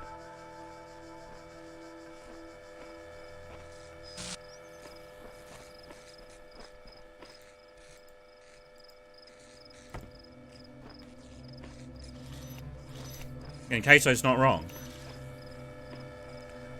I think we should make the goal of this game to ascend the tower and kill God. And, I mean, that sounds like a pretty good game to me. Ooh, there's a star. We could collect that star. We didn't even have to go out of our way, really. This is how they get you. Oh, I need to do this, though, probably first.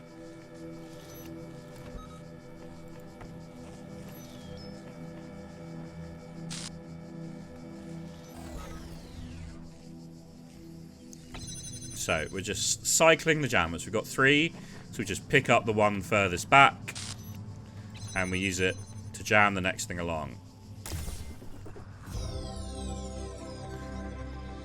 That's how they get you. The first star is free and easy. If you want to get all the stars, you have to work really hard. Yeah, let's lead a robot uprising against gods. Yeah, just 1 star. I can quit anytime I like. I'll tell you when I've had enough. I don't know if Autumn is still in chat, but she can tell you how annoying I was about stars last time we played this game together. I think she even eventually had to look up a walkthrough to find some of the stars for me because I was struggling too much to actually get them.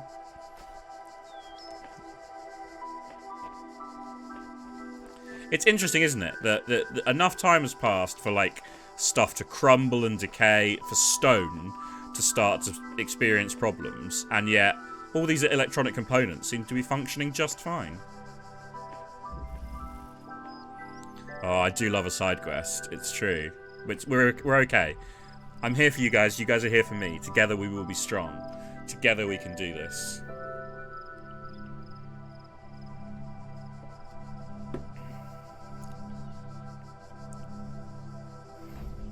Ooh, it's a little altar. We can seek counsel, and there's another QR code. Oh, this QR code popped up with something. Oh, and this is someone who had a lot more faith in God than we did. Seek counsel. Oh, I just brushed off another QR code. The counsel of my blessed messengers must be earned. Interesting. Divine spirits, I am in great need, and I seek your counsel. Braves of Fibblethip. Braves of Fibblethip, by the way, is my Steam name, as well as my Twitch name. Seek the counsel of my blessed messengers, but their wisdom shall not be given easily, for your accomplishments must be your own. Interesting.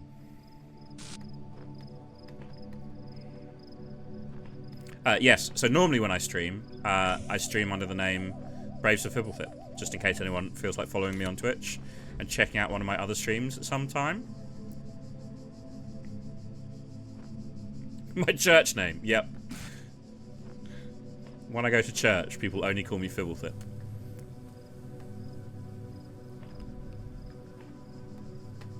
Am I missing something? Why is this room here? I feel like something strange is happening here. Probably just some bit of the game I'm not supposed to interact with. Oh, there's a jammer over there. Can we get past this orb? There's a gate that's going to open at some point. Yeah. Orb's floating off in that direction. And we can grab the jammer. Orb's going off down there. So we can open this barrier and see what's around here. Hopefully another jammer, because it looks like the Tetris piece is up here. Oh, there's a gate. The door is locked. Oh no, is that the Tetris piece? That's just a gun placement.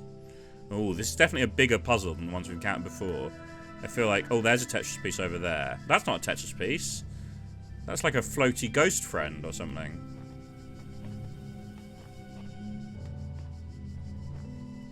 Are there any more jammers? I feel like we could use more jammers. How do we get that jammer?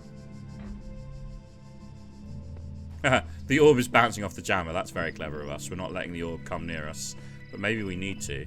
If I pick up that jammer, it's going to put me on the other side, isn't it? Yeah. I wonder what happens if we let the orb come this way and float up those stairs. Unlike Daleks, these orbs are not defeated by stairs.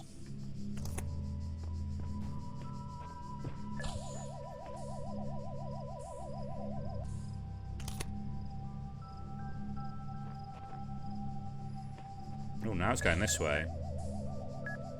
Just going to bounce off the gate though, isn't it? Yeah.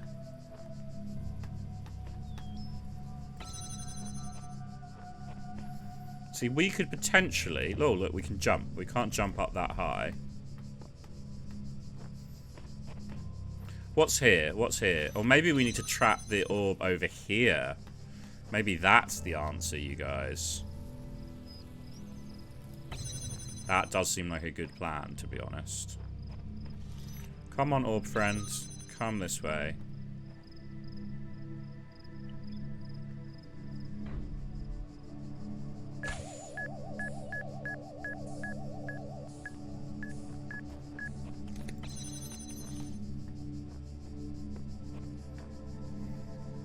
Hopefully we don't have to destroy this orb friend. The jump animation is cute, isn't it? I'm still excited about sprinting. I love how fast we go when we sprint.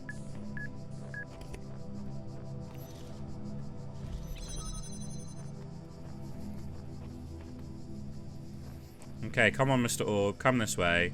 We've found you a bedroom where you will be safe from us and we will be safe from you, and we can all still be friends. Night, night, Mr. Orb.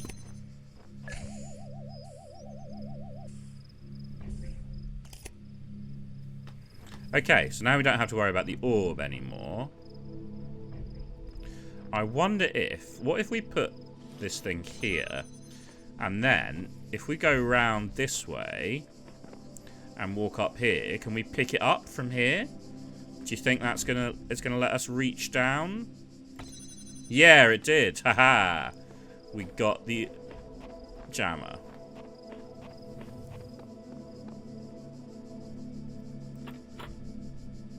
I still can't open the gate. That is a bit sad.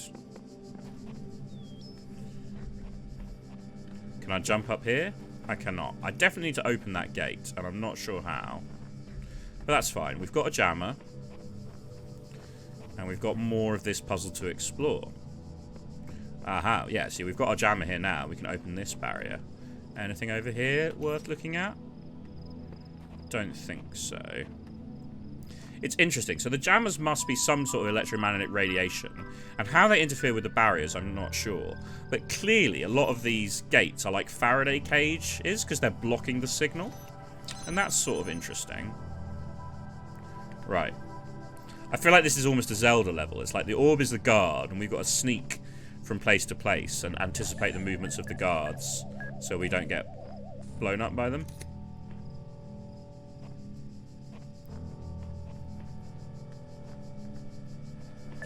Oh. Oh, no. I went too close. I got blown up, you guys. Oh, now we have to do that all again. I hate it. Sorry, everybody. I got overconfident.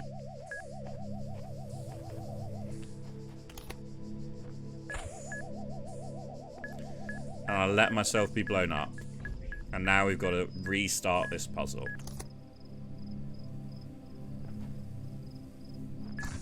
I love that chat's now having a debate about Daleks and Doctor Who. That genuinely makes me really happy.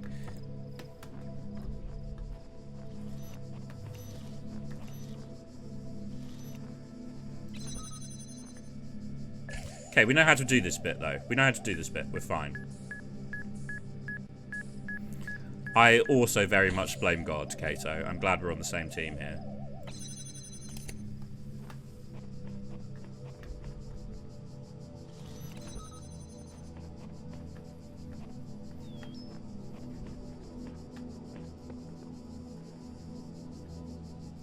Okay, so we can get back to this point. So, just got to be a bit more careful around the orb guards in our Wandering Zelda section.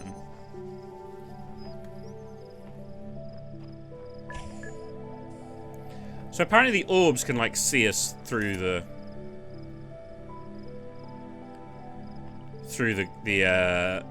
Faraday cage gate barriers. Oh, it's a set of keys. It was glowing purple, and I thought it was like a ghost. But now I bet we can open that gate, don't you reckon?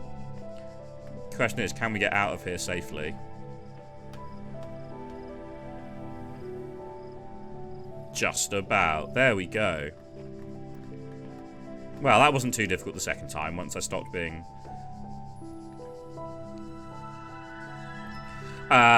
So in theory, yeah, a Faraday cage would stop electricity, but would also stop various types of electromagnetic radiation.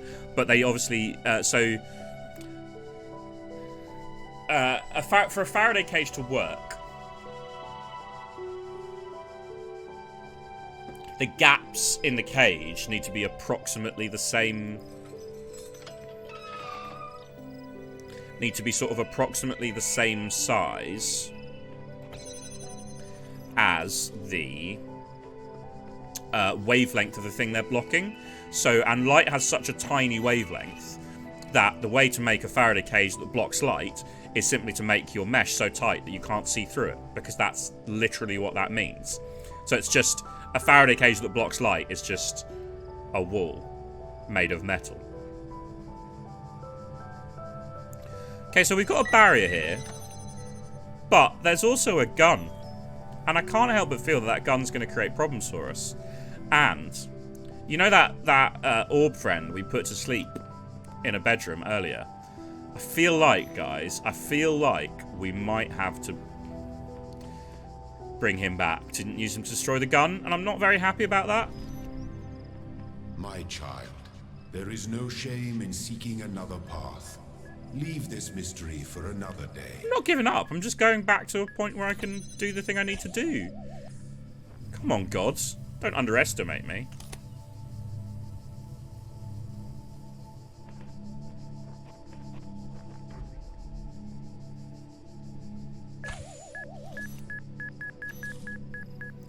Etchima, what do you mean? I'm trying to understand how it works and not just go, that's how the game works. I'm not quite sure what you mean by that.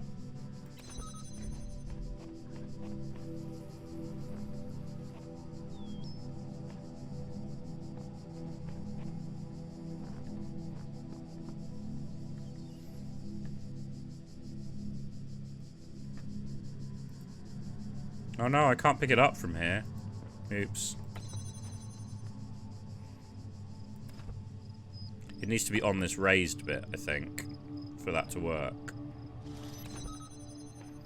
That's okay, we can do that. Oh no, I need to pick it up before it gets back through this barrier. I don't have to wait for a whole nother cycle. Did we get there in time? Is the orb on the right side of the barrier? Yes, it is. Good, good, good, good. I can't believe we have to not only avoid our orb friends killing us, but also use them to kill other things. I really don't like that. I mean, I guess we're turning the weapons of God against him, but I also feel like it'd be better to make friends with them and lead them in glorious uprising against God. So, you know, swings and roundabouts.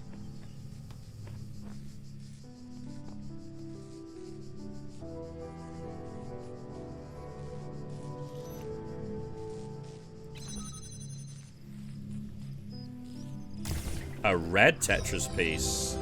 How exciting. I don't know if I was even supposed to do that. Ooh, a ladder. I can climb the ladder. That's nice. Don't think I've encountered a ladder before. Okay, we finished that puzzle.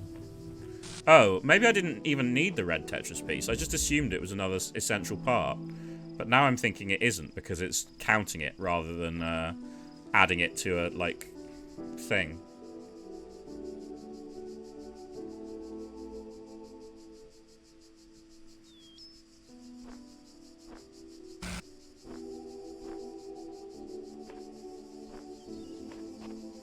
Right, where's the next puzzle? Let's do more puzzles, guys. I need more Tetris pieces. I'm not sure why. Bit worried I'm, you know, accidentally following God's plan. But okay, another locked door, so we need to find another floaty ghost friend, which is actually a key. Turns out floaty purple ghost friends are keys. Where are we? Where are we going? Okay, there's just a little run around here, but there's a jammer. I knew we did a jammer. And what's over here? Did everyone see the tree just glitch out? Is that supposed to be part of the game? I think that's supposed to be part of the game. I think sometimes stuff just glitches. And I'm wondering if the entire world is not real, but secretly a hologram, and that's how they're painting all the signs. I mean, that would make sense, right? Like, how else are they updating these signs so quickly when the signs are clearly physical? Oh, there's the key. Very good.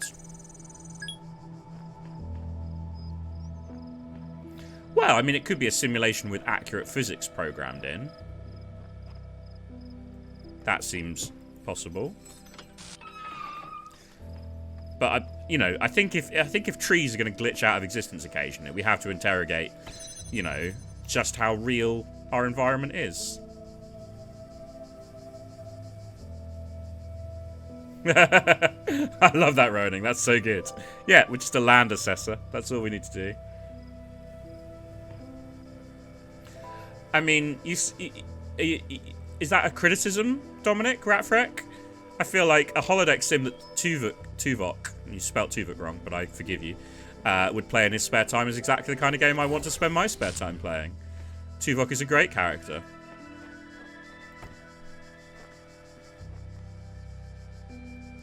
Yeah, I mean, it's hard to tell what level of technology these people had, because is teleportation real, or is it not teleportation and it's just because it's all a simulation?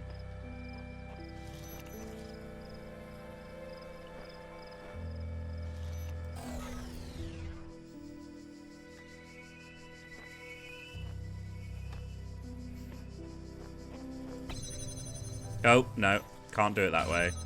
Come on, Bryn. You've done this before. Put the jammer on this side of the barrier so you can pick up the other jammer. It's amazing how you're like, that's the first lesson you learn. It's the most basic point of the game. And yet, sometimes you still just forget. So just like, oh, I'll just go do this quickly. Ooh, and a ladder. Let's climb the ladder, I guess. That's presumably the quick way out of this puzzle. Yeah, there we go. Is there any sign? Yeah, you can just about tell, actually, if you look carefully from this side of the wall, that there's a ladder on the other side.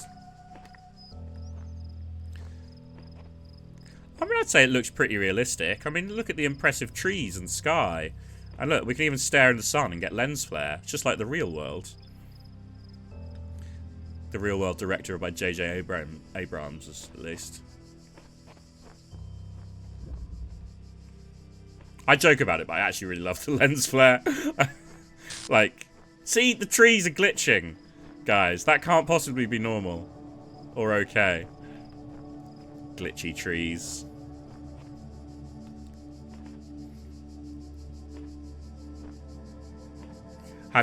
So, have you seen the robot jump? Whoop, whoop. I love this robot. Do robots see lens flare? They must do, right? That's how lenses work. They've got lenses. Stashed for later. It's not a snack. It's an important, philosophically important Tetris piece. Okay, there's an orb currently being jammed. Just leave it there for now. I'm sure we'll have to use it to kill something soon. Because that's what God loves to make us do. Kill robot friends.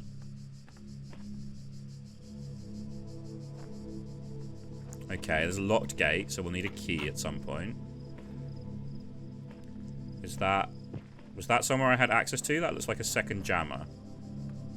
I can't tell. I don't think I had access to it. It looks like the only access to that point. Oh, there's an orb somewhere. Please don't kill me, Mr. Orb. It's about to bounce back the other way, isn't it?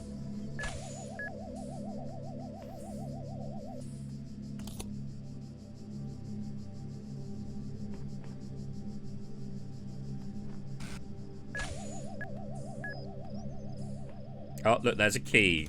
We found a key, everybody. That's nice.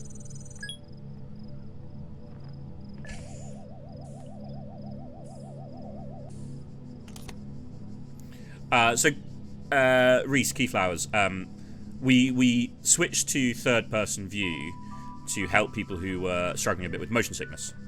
But the game is, in theory, designed for a first-person view. And so, and actually, the only thing that has changed between our first-person view and our third-person view is the appearance of the sprite representing the robot.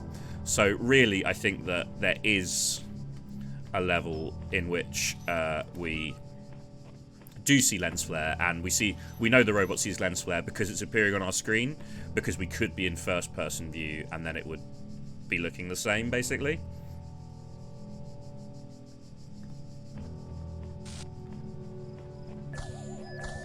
Oh. Oh no. Oh no. Whoop. I don't know why I feel the need to make that sound every time I jump. Whoop. But I do, and now that's part of me playing the game. Just whoop. I love sprinting. I don't know why sprinting with this robot is bringing me so much joy, but it really is, you guys. It just runs so fast. I do not run very fast in real life, so maybe that's it. It's wish fulfillment, isn't it? Whoop. Whoop. God, why do you all put up with me playing games for you? Whoop.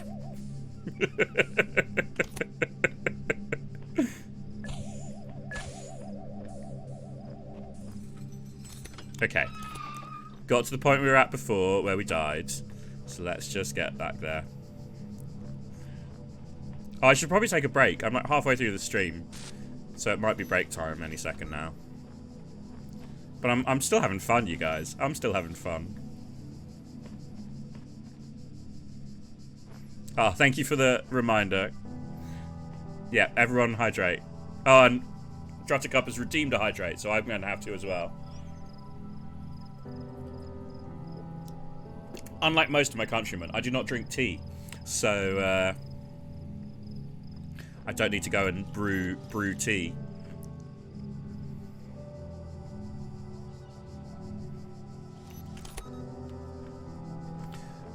To refresh myself. So the problem is I'm basically in a permanent state of being too warm, and I find that adding a warm drink to myself, I'm happy with that phrasing. Adding a warm drink to myself only makes the issue worse.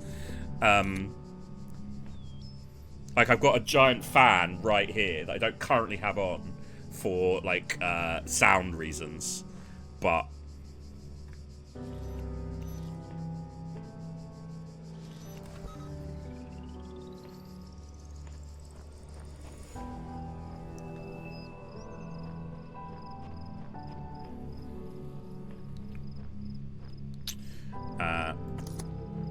yeah, my permanent state of being too warm means that I avoid hot drinks basically all the time. I genuinely can count on the fingers of one hand the number of times a year I drink a hot drink, and it's almost always in the depths of winter, and it's normally a hot chocolate from like, you know, a chain coffee shop like Starbucks or something. There we got our Tetris piece. And we only died once. Okay. So, let's leave this puzzle, and then we're going to take a break, guys, because breaks are important, and everyone should get up, at least for a second, stretch their legs, refill their glass if they need to. And, you know, just because I don't drink tea doesn't mean I don't understand the cultural importance of drinking tea, and therefore, any of you who would like a tea or a coffee, go and put the kettle on. If you use a microwave, you're dead to me. Go and put the kettle on and make yourself a hot drink. Hi, Tessa! Yes, sleep more, Tessa. Always a good plan. Right, okay, so guys, so let's take a break. We've done a whole bunch of puzzles. I hope you're enjoying the game. As you can see, I am enjoying this game a lot, and I feel like I'm racing through these puzzles, and we haven't engaged too much. I know some people are definitely finding the omnipotent voice man a bit irritating. And I can tell you from experience that reading all the text is interesting, but there's a lot of the pretentiousness on the nature of life and consciousness and reality in some of the texts you can access as part of doing the game as well. So we haven't engaged with that, but there is a lot of lore, and if you are into it and if you enjoy it, please go, you know, do pick up this game and take part in that. But I will be back in a few minutes after everyone has had the chance to put the kettle on, make a cup of tea, or refill their glass in some other way.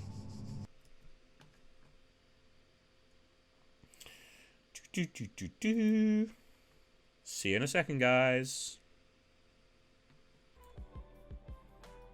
Welcome back! Hi everybody, it's still me, Bryn, here on RQ Stream Saturday. Once again, welcome to Rusty Quill Streams. If you're not familiar with Rusty Quill, impressive. This is very rarely the point where people encounter Rusty Quill for the first time. So well done for that. We are a podcast and other media production company based out of London, England. We produce 3 weekly podcasts. Rusty Quill Gaming, of which I am a cast member. The Magnus Archives, you might have heard of it. And Stella Firma. They're all super fun and emotionally traumatizing in a good way.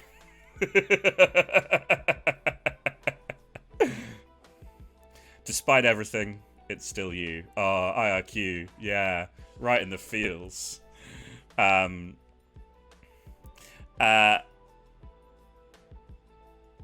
you want to check out more of Rusty Quill's productions, you can find our podcasts up on YouTube along with past streams, and we are in general to be found on all good podcast catching conglomeration services.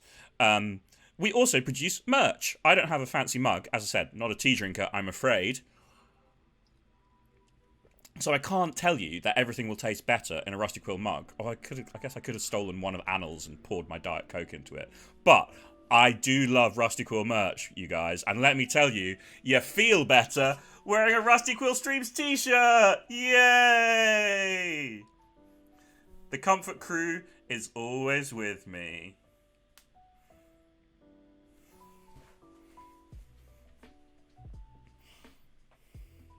I love this t-shirt, guys. April, our producer, has produced the official art for the stream. So the transition screen you guys saw before, the opening streams, and yeah, the Comfort Crew on a t-shirt. Also, big shout out. I don't know if she's around. She was around earlier, I think, briefly. Sonia, who originally made Crochet Hamid for me. And he now sits on a shelf behind Annal when Annal streams and has become part of the Comfort Crew and has been adapted into art. So Sonia made fan art of Hamid from Rusty Quill Gaming. And, well, fan art? Yeah, I mean, it's art, isn't it? A fan creation of my character in Rusty Quill Gaming and gifted it to me. And I was very, very touched because it's an absolutely wonderful little Crochet Hamid and I love him dearly. And then he got hijacked, frankly, kidnapped by Annal and was became part of the Comfort Crew, and now there's fan art of fan art.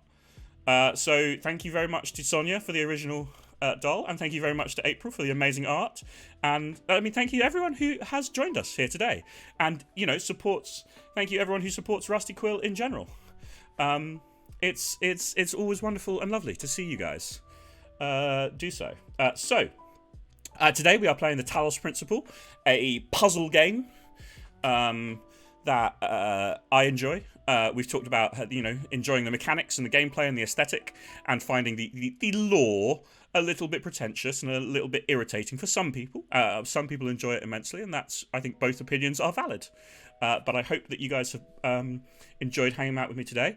There's a little clarification. I was supposed to take a break at halfway, and I thought halfway was 2:30. Originally, I was told that this stream slot would be from 1 till 4, my time, British time. But it looks like I may be asked to wrap up a little earlier than 4. We shall have to see. But yeah, we've still got enough time to play a little bit more of this game, so I hope you will join me for a little more gameplay. And we'll get back to it.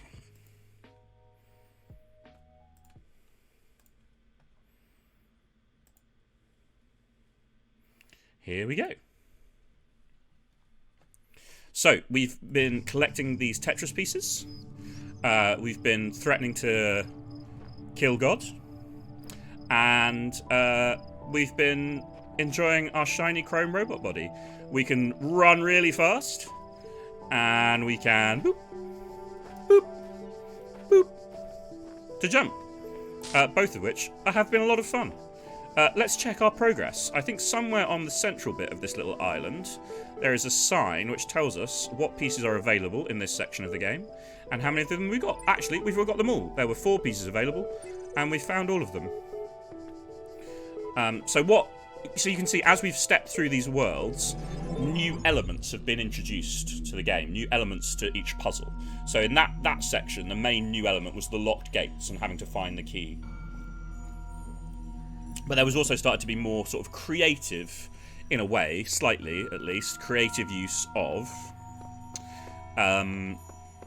the floaty orbs, because we had to use the floaty orbs in various different ways to either keep them static or to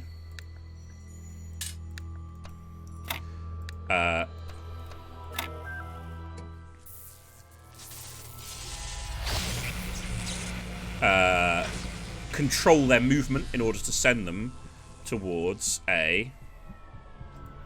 I don't know what this is. I do not really understand what I've accomplished. There is much that you may learn in the halls of my temples. But it's There pretty is much exciting. that you do not know. That is why you are a Oh, child. and they've gone away now. But children are made to learn, and in time they come to have dominion over the lands of their home. So it shall be with you and your generations. So he does want me to make friends with the other robots. Well, that's nice. I've unlocked something. I'm not really sure what I unlocked or how it helps. I've got all 4 of these pieces. I might be able to unlock this too if I can do this Tetris puzzle bit.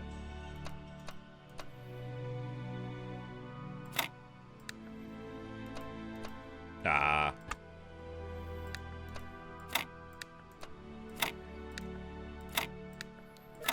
What's in this section?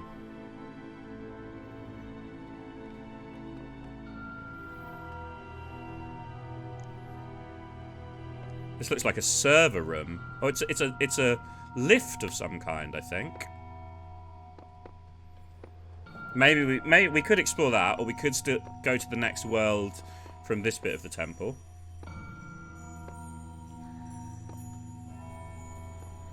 Yes, I did want to show the tower. Is this how I get to the tower? So maybe that's what I'm doing already.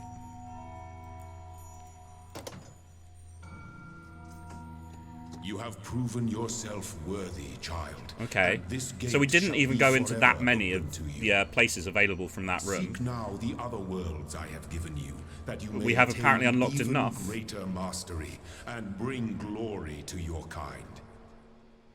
But remember, you must not ascend the great tower, for it shall bring death and the end of your generations. So, very different aesthetic here. Look, we're now in some sort of disused industrial factory sort of area. That was Section A we were just in. We didn't collect all the pieces for Section A. But what else do we have around here? Still Section A. Still disused, but we're going to go outside. We're going to see what we can find outside. Some new worlds open up. Another beepy boopy computer. But if we go out here... Ooh, it's some sort of winter wasteland. So we've got World A behind us, which we're not even close to finishing yet. And it's in this disused industrial building. Yeah, and we've got that same diagram we had downstairs. Oh, go away, beepy boopy computer. And then, look over here, there's World B. Now, I don't think, and we can see World B is about similar size to World A. I don't think we're going to be able to open it yet. Yeah, you can see that it's highlighted that section of our collection. So at some point we will be able to open that. Got another beepy boopy computer, sure. And then all the way over here, zoomy, we have World C, which again, similar size to A and B. So we can see how big this game is, and we can see we don't have any of the pieces that start to unlock C yet. Now that's A, B, and C. So what's this 4th thing? Well, let's take a look. Oh, look at the mountains. Again, look at the sky in the distance. It's so pretty. How far do you think it would let us run towards the mountain before it explodes us? I kind of just want to try. But let's go back to the entrance to A. And let's look. We looked at these other buildings, but what's this in front of us? We didn't really look at this. So this structure goes up a little way. Actually goes up quite a long way. Actually goes up pretty far. And in fact, I think the only reason it's stopping there is because that's the limit we've set on the game rendering. I believe that tower reaches up pretty far. That may be the tower, in fact. And that is the 4th world that might one day eventually be available to us. Okay, I'm going to go back to World A and do some more puzzles soon. But first, I'm going to run to the mountains. How far will it let me run? Run into the sunset.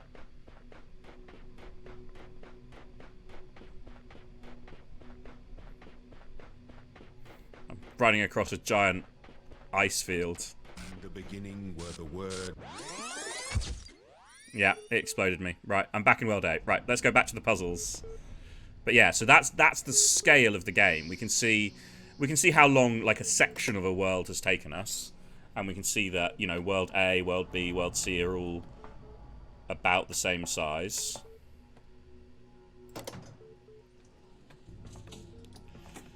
And then there's the tower, so you can see there's a lot of puzzles, and as we've been seeing, each new section is gonna introduce some new twists, some new elements to the puzzles, so the puzzles by the end are going to be pretty complex, and I have never got there, but I'm sort of looking forward to doing it one day. Right, which world were we on? I feel like, did we finish 3? I feel like we finished 3. What do you reckon? Yeah, it looks like we finished 3 to me. We accidentally collected 1 star, but that's okay, we can quit anytime we like. There's 4 pieces in World 4, so let's jump into World 4 and see what we can see. These worlds, and we within them, are made of words. Nah, Hidden probably is a words, simulation then. Invisible to you, yet part of all things. We are a story. Your actions give life to the story, and the story gives meaning to your life. We seem to be exploding. What happened? I am Elohim, and I speak unto the darkness. Oh my. Be gone. See, very pretentious. Excess Quite data cleared. quite full of himself, I would say, that guy who's speaking to us. So we've got the same sort of aesthetic here, this sort of ruined Greco-Roman place. Lots more space to explore. We're not following the directions to the puzzle pieces yet, but we could just explore around a bit if we really wanted to. You see, there's a lot of space. Lots of places we could go. And I think basically if you go beyond just the obvious paths, you may well find lots of things to interact with, lots more lore to the story. And again, just these beautiful landscapes. Doesn't look like we can go there.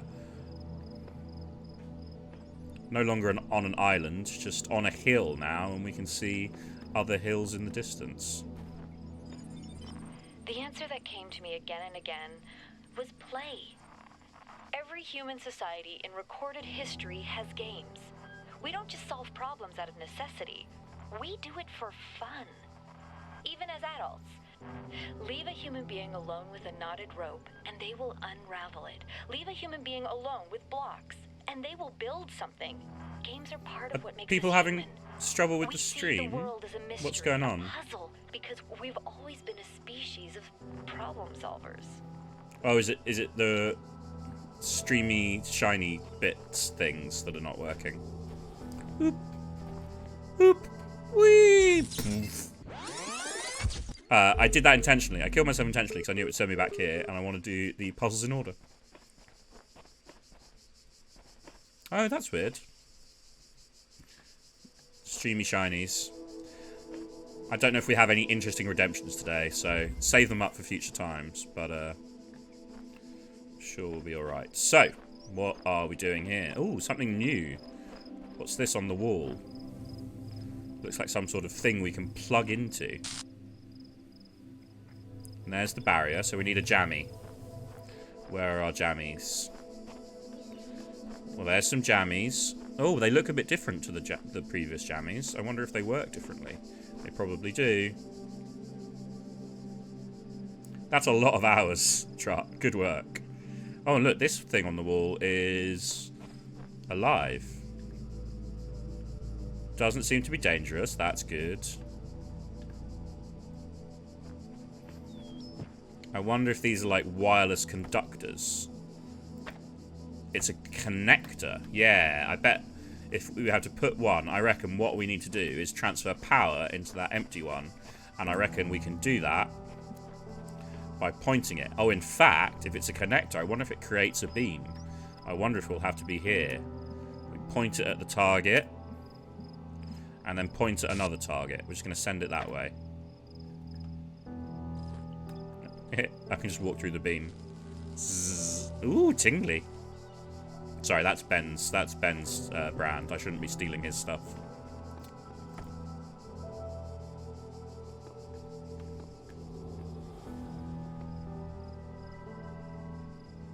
Yeah, I wonder if this is something I unlocked. This did. I feel like I unlocked something in the temple that looked a lot like this, but I'm not sure what it was used for or what the purpose was. So, right, we have to transfer to there. So we've pointed there, and we're pointing at that.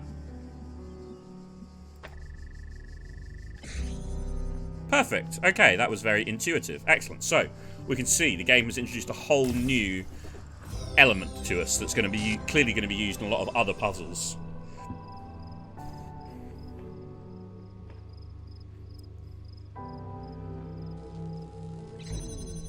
Tingly.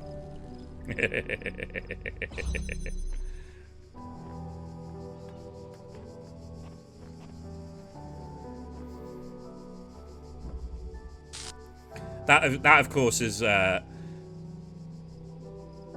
Herlingal Himbo? That is, of course, is why I don't drink tea, because property is theft. Hi, Anil. How's it going? Are you back? Are you in this house? Have I just missed you?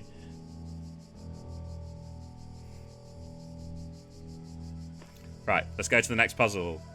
See how many we can do before we run out of time today. Awesome. Branch it out. Okay, another puzzle based on connectors, it seems like. Right, what do we have here in this puzzle? Another very cool statue, but again, all limbs and head broken off. Apparently that just happens naturally to statues as they age, according to this game. That looks like an opened barrier. Oh, look, and we've got a two-way splitter. How interesting. So what do we have to do? This barrier is open too. What the hell? See, look, sometimes the bits of the world glitch. We're definitely in a simulation, you guys. I reckon we have to hit that thing up there with a beam, don't you think? Seems pretty likely to me. I wonder if we can just do that. So, we want to connect that to that so that we can open this barrier, and to that so that we can reach the Tetris piece. Yeah, okay, so sometimes you can connect more than just two things together with these connector beamers. I like that. That's good, that's good. That's, again, another useful piece of technology for future puzzles.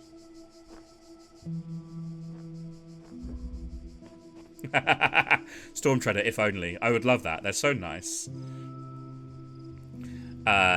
Me and Anil just happened to be flatmates. We were flatmates for many, many years, and then we were not flatmates for several years, and now we are flatmates again, and it's great.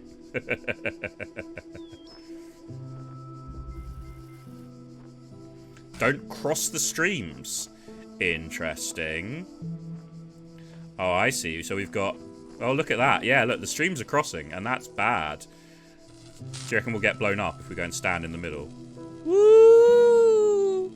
Ah, why? Boop. Boop. Okay, so how can we do this without crossing the streams? That is the question. Well, this one's right here.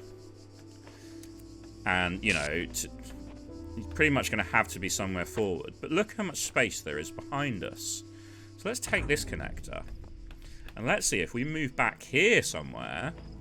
Is there a spot where we can see both the blue source and the blue target?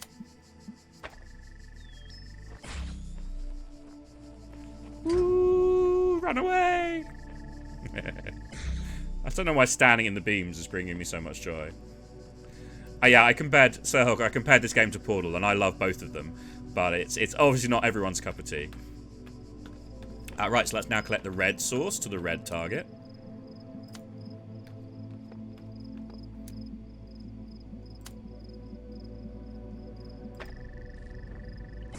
And the barrier is open. More Tetris. Ooh, we're unlocking a fan. That's like a fan symbol, right? We unlock these connectors. Oh, I can jump over the beams. Whoop. Whoop. Rather than just walking through them and getting tinglies. Yeep. Whoop. No, they're Tetris pieces. Autumn tried to say the same thing, Anil, and it's just making up words. They're Tetris pieces. Yeah, so we definitely had some problems with motion sickness at the beginning of the stream as well. We've tried a bunch of settings to improve it for everyone. So hopefully no one's having a problem. I love puzzle games. This is just exactly my jam. I don't have to, you know, if I could avoid shooting and killing robot friends completely, that would be even better. But I am boop. Boop. I'm very happy playing puzzle games. Okay, so this time I think we need to use the third dimension to avoid crossing the streams. Because I reckon if we're up here, then we should find the two beams don't intersect in quite the same way. Yep, look. Three-dimensional thinking. Ooh, ooh, ooh, ooh. More Tetris.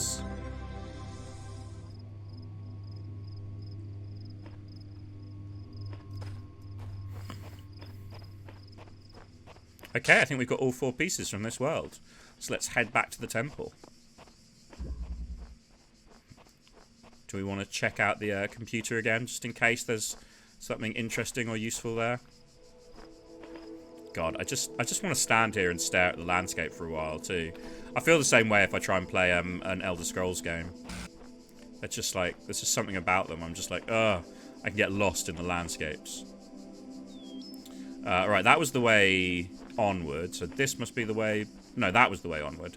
So this must be the way back home to the teleportation unit. Whoop. Whoop. Oh, I didn't look the other way. What's on the other side of the teleportation unit? Oh, just a cliff. A cliff. And the sea. Oh, I want to go here in real life. Why does this place not actually exist? How disappointing.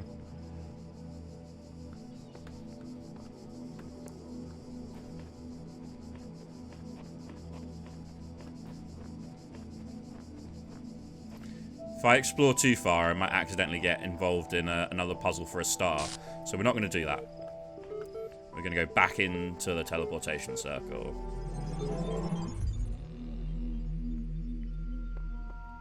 Okay, so that was world 4, I think, wasn't it? Yeah, that was number 4, and yet we got all the pieces. So, how long do we have? It's 3:15. We've got a bit longer. Let's look into world number 5. See what new twists they can throw at us. Oh, look, the weather here is much different. Just ignoring the boopy computers. We know we could use them to access lore if we really wanted.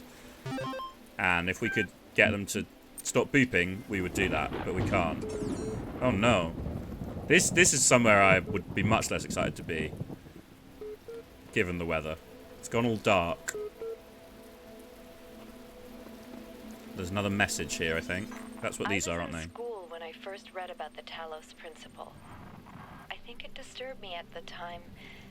Made me hyper-aware of my body as a physical object, the material reality of the brain, ideas that made me uncomfortable at first, but I think in the long run, it helped me understand how frail human beings are, and how precious. It's not a comforting way of thinking about the world, but I'd rather face the truth than lie to myself. So Alexandra seems a lot more present than pretentious God Voice Man. But she's also, you know, confronting heavy philosophical topics, and who can say exactly... Oh, I didn't unlock boxes yet. I think it's telling me I have to unlock boxes before I can solve this puzzle. But I do have all the pieces I need to unlock boxes. So let's go back to the temple and unlock boxes. I'm pretty sure that's what that flashing, beeping sound was.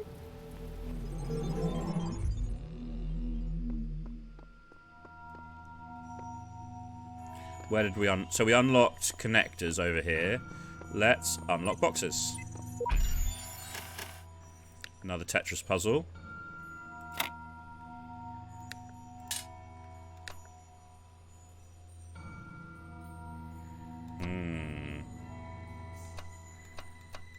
I don't think that's going to be able to go there.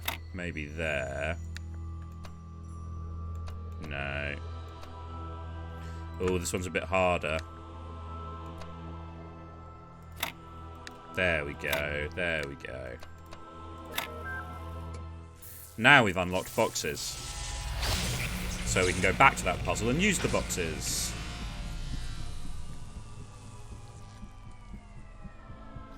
Ooh, look at the boxes. They look a lot like companion cubes, don't they? Again, big Portal vibes here. We will be making friends with the boxes too. Now we're also collecting pieces towards unlocking fans, but I haven't seen a place to do that. But I haven't explored fully. And I haven't gone down here. In my garden, hidden roads and secret gates. If you dedicate yourself to understanding them, you may join the host of messengers. Well, this looks like a bonus section where we can collect more pieces and maybe more stars. So yeah, so not only do worlds A, B, and C have actual numbered levels, they've also got quite a lot of bonus levels. You can see just how many puzzles you get in this game. Alright, what world were we in? We were in World 5. So, we've now unlocked boxes, which hopefully means we can actually do some of the problems in World 5.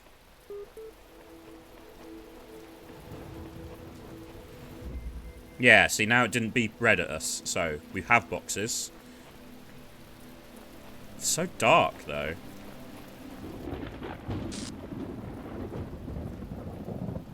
Oh, and we can jump on a box. That's quite exciting, isn't it?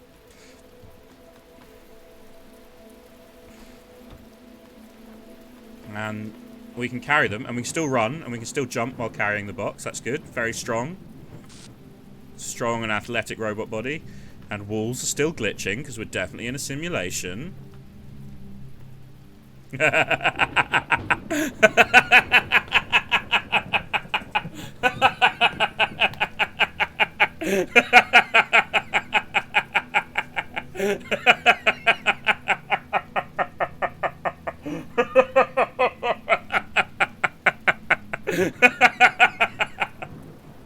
I'm sorry, guys. I just glanced across at chat and I saw Sir Hawk type, he likes to feel tall. And it tickled me. It tickled me. I was like, oh, genius, yeah. For those who aren't aware. I don't know if Sir Hawk is aware. I know Sir Hawk has been listening to RQG. But that feels like a reference to the most recent episode.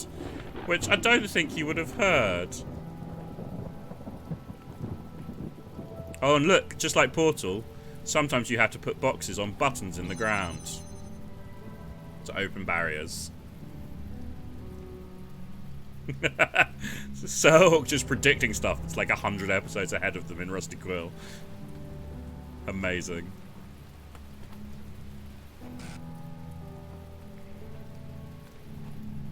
Oh, no orbs. No thank you, orbs.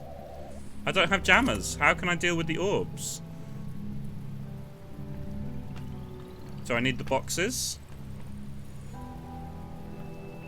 How do the boxes help me against orbs? I'll grab the other box, because this whole puzzle was called Things to Do with 2 boxes. Yeah, the weather changed, and it gave us a really different aesthetic, didn't it, Roaning? Oh my god, there's a whole bunch of QR codes. Oh, I can stack the boxes. Can I still jump on them when they're stacked? I cannot. Should I read these QR codes?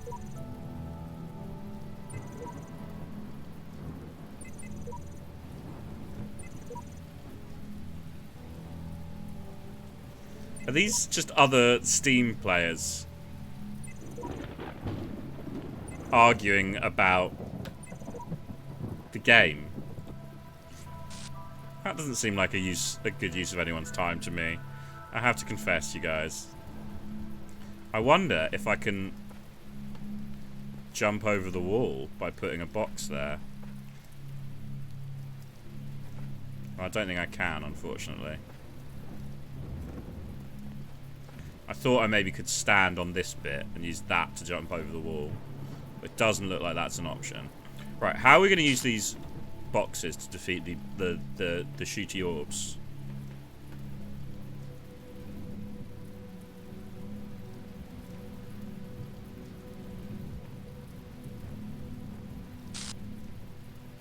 There's more QR codes.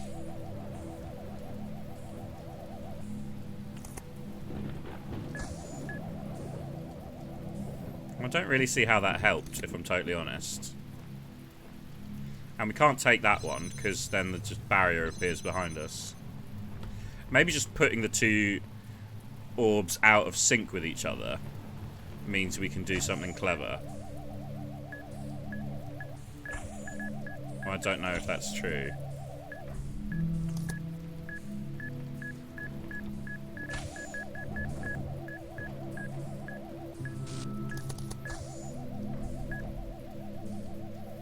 See, now, if we sort of stand here, then when this one goes back far enough that way...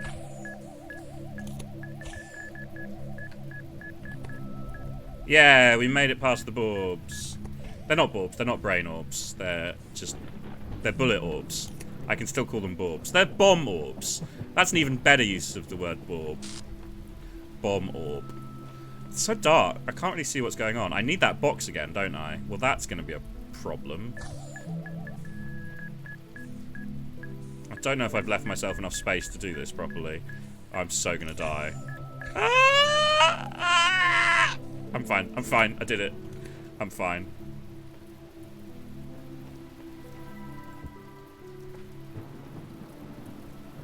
Yeah, and we got our Tetris piece that we can barely see because it's so dark all of a sudden.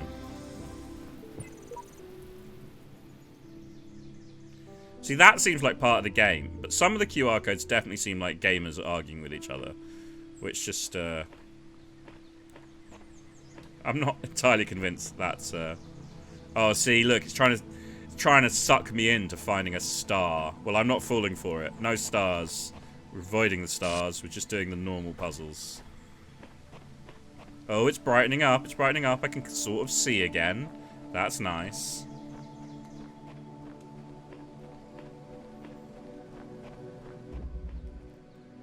Okay, let's go get the next piece. Wonder how we will have to use boxes here. Friendly crossfire. I mean, that doesn't seem likely. Oh, we've got another one of these shrines. We can seek counsel. Is that like a way to get hints, do you think? This is a lot of guns. And we can't really jam them all.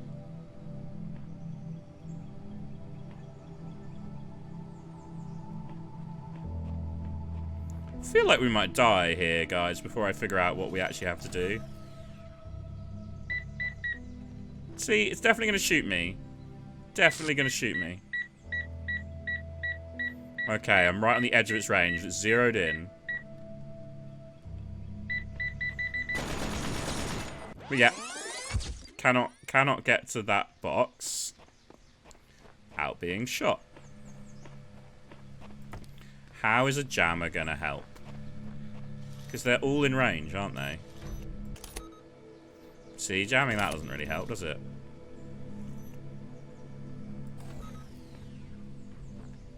Is there somewhere else we can go?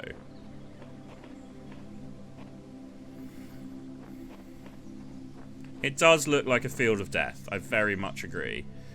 I feel like there's a lot of death here, and I would like there not to be. What happens if we point the jammer at the box? Does pointing the jammer at the box do anything? It does not.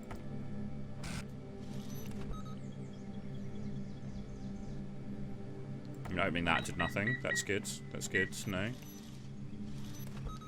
What does opening that do? Also nothing. Okay, guys. I'm going to do it. I'm going to ask for a hint. If anyone in chat has a good idea of how to approach this puzzle, this might be our last puzzle before we have to wrap up the stream. Can we sneak around to the left?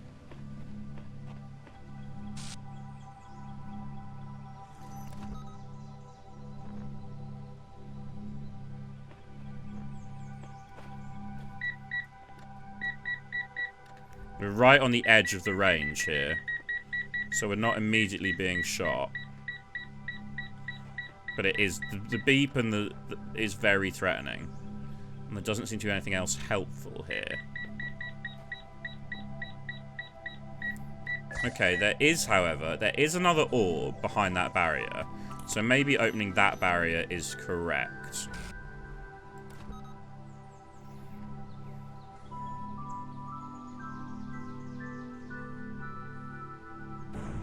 Aha, yes, okay, we've blown up one turret successfully.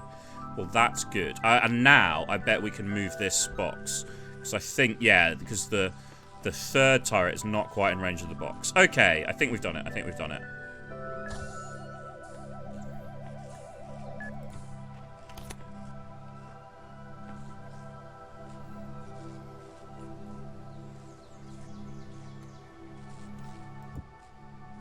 So now that orb is going to blow up that turret, so we can do that.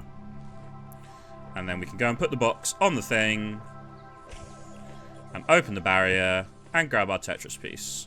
We might have time for one more. Yeah, the beep beep of you're being targeted by a turret is pretty aggressive and threatening. I don't know what the red pieces are doing. I like that as we solve puzzles, the weather's getting better though. Boop.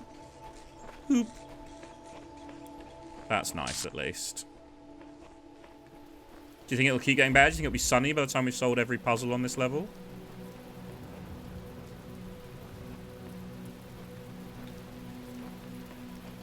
What's that noise? It stopped raining. Is there like a waterfall somewhere? Oh no, it's getting rainier again.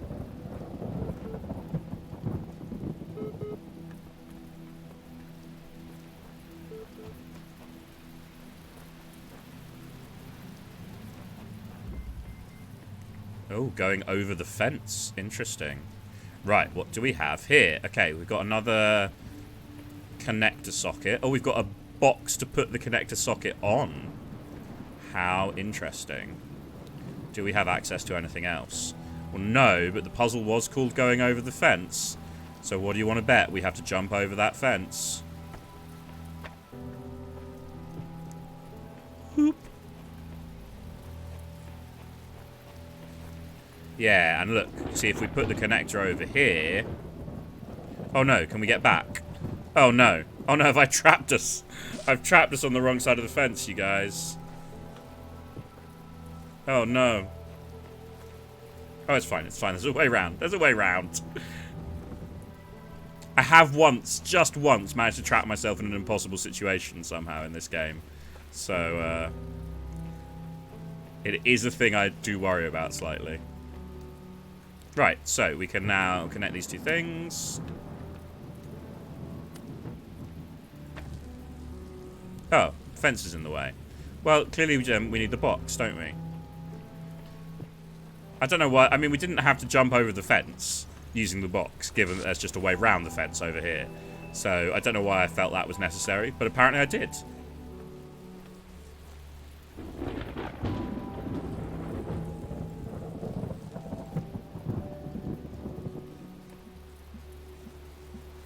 So, let's get the source and the target and place it on the box. There we go. Boop.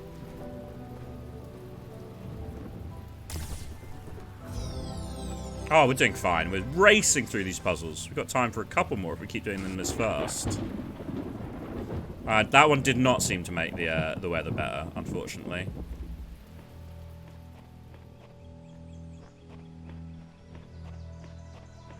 Hoping we might get some sunny weather. You know you mustn't cross the streams. I do know that. Thank you. Thank you for reminding me, though. Always helpful.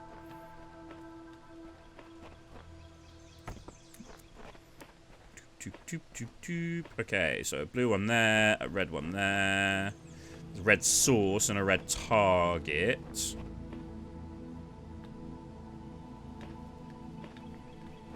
And I reckon we're going to have to use a box to invoke the third dimension to avoid the streams crossing. That would make sense to me as the next twist on this. Yeah, because there's the box. So let's grab this box. And let's place it here. And then we're going to use the connector on top of the box to three-dimensional our way around the stream crossing problem. Boxes are so useful, you guys. Connect and place. No stream crossing for us.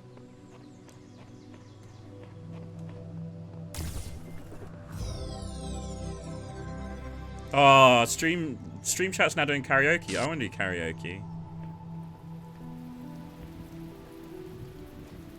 See, I feel like that one did make it sunnier again. Maybe we will get some sun.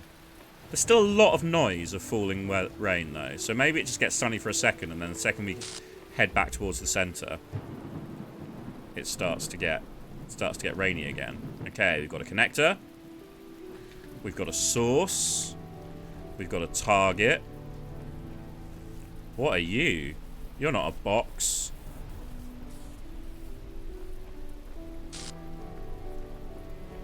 You, however, are a box. Do we have to, like, trap you in or something?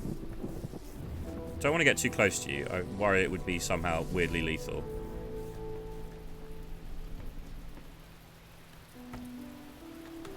You see, I don't even know. This is the thing. I feel like it might, you know, part of me wants to see what would happen if I hadn't done that first.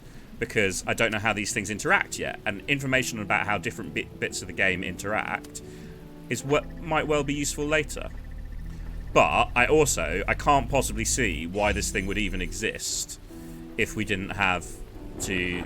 Why those two objects would even exist if we didn't have to make them interact in the exact way we have done so. But I think at this point I'm going to use the opportunity to do some science and see what happens. Oh, I see. So it stops it, like, charging up. So it's not even that it's blocking it, but just moving through it often enough to stop it ever quite charging up enough to get open. Sure. Okay. So we know how that interacts with that now. It's not... And presumably that means we can also get close to this one without dying. Let's just test that. What happens if we just run towards this one? Yeah, look, we can run into it, and we're basically fine. Boing. Boing, boing, boing. That's kind of fun. Whoop. Ooh. Lots of ways to get to be tingly in this game, apparently. Oh, look, it's definitely sunnier. It's definitely sunnier, look. Doing these puzzles has made the rain stop.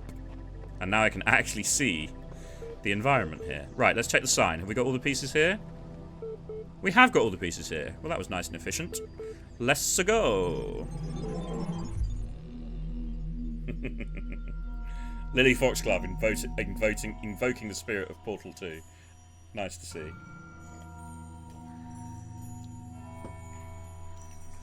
Has anyone seen the webcomic, which is most mad scientists are really just mad engineers? It's one of my favourite ever things. I love it so much. I can see clearly now the rain has gone. Long ago, I shaped these lands according to the purpose of the hidden word. You're just a really pretentious programmer, aren't you? You're like, you shaped these lands as you wrote some code. And you probably took other people's art assets, didn't you? Have faith. I feel like this is definitely a pretentious tech nerd talking to us.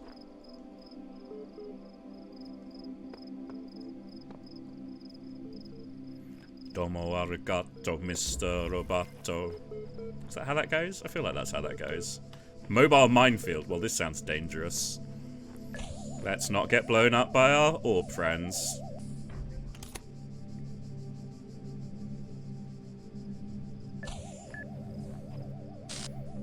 Okay, what have we got? Got more orbs. That orb just is standing still. Can we run past it, do you think? Because this gate is locked. I presume we're going to need to open that. Oh, there's clearly another orb there. I'm not sure just running past them is the best choice, to be honest. Like, chances of it going wrong seem pretty high. I love there's just weird corners in this game where there's nothing there except plants for no real reason.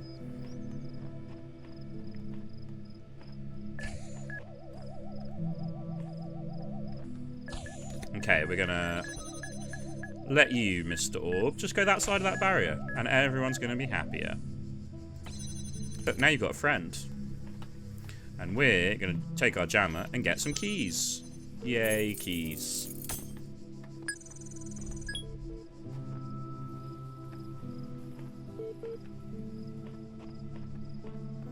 Okay, now we open this gate. And we know there's an orb behind that gate. Is it an orb, or is it... Oh, okay, it's a turret, and it's quite a long way away, so we're not in immediate danger. But we should probably grab our jammer again. Jammer, jammer, jammer, jammer.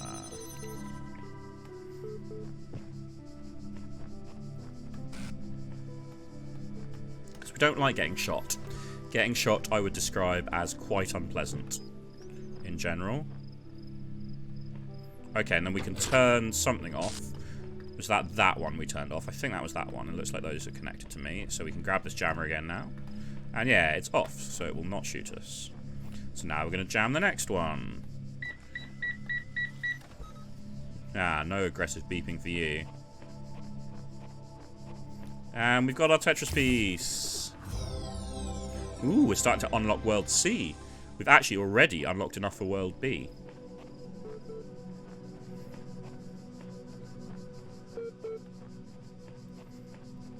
Okay, how many more puzzles? One or two? One or two more puzzles?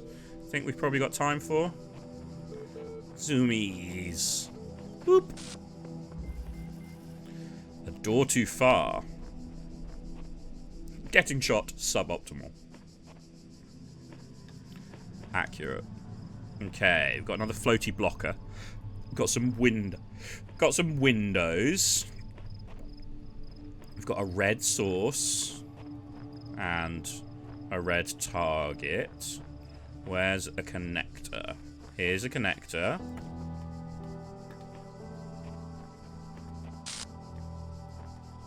So. Oh, no. We need to connect first. Red source. Red target. Place. Boop. Okay, now what's through here?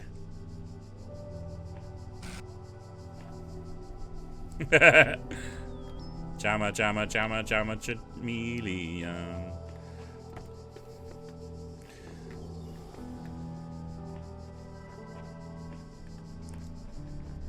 Okay, can we use this? We can use the jammer to keep that barrier open. That's interesting, because I reckon we're going to have to use the red source and the red target for something over here. Yeah, look, so there's another red target. So now our jammer has kept that door open. So, let's go back and grab our connector. And where can we see that red target from? Yeah, we can see it from here. Good work. Although there is a floaty blocking orb in the way. So is it actually going to open?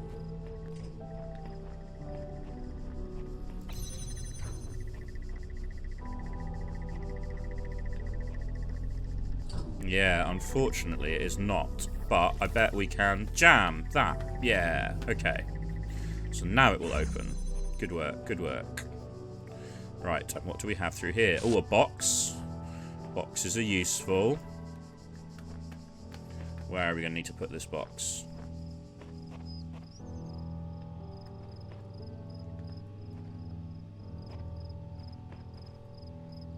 Okay, another place for the red connector. And presumably we're now going to have to... Oh! We can put the... What do they call it? Take hexahedron. It's not a hexahedron, it's a box. It's a cube. Hexahedron? I guess it does have 6 faces. Well, I don't like that. Don't like that at all. Right, so we need that jammer again now. What are we going to jam this time? I think we're going to have to jam this one open, right?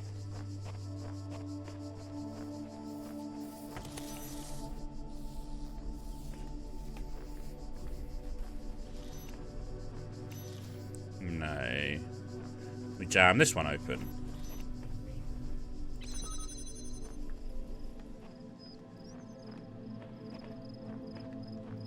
Oh my god, another place to shoot the red through.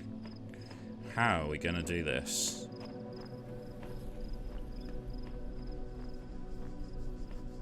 Oh, another connector. That is very helpful.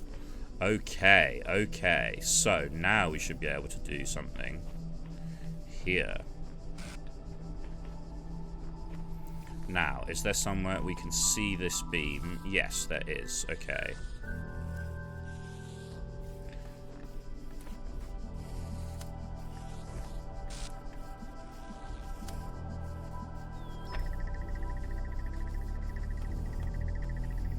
Two almost parallel beams there.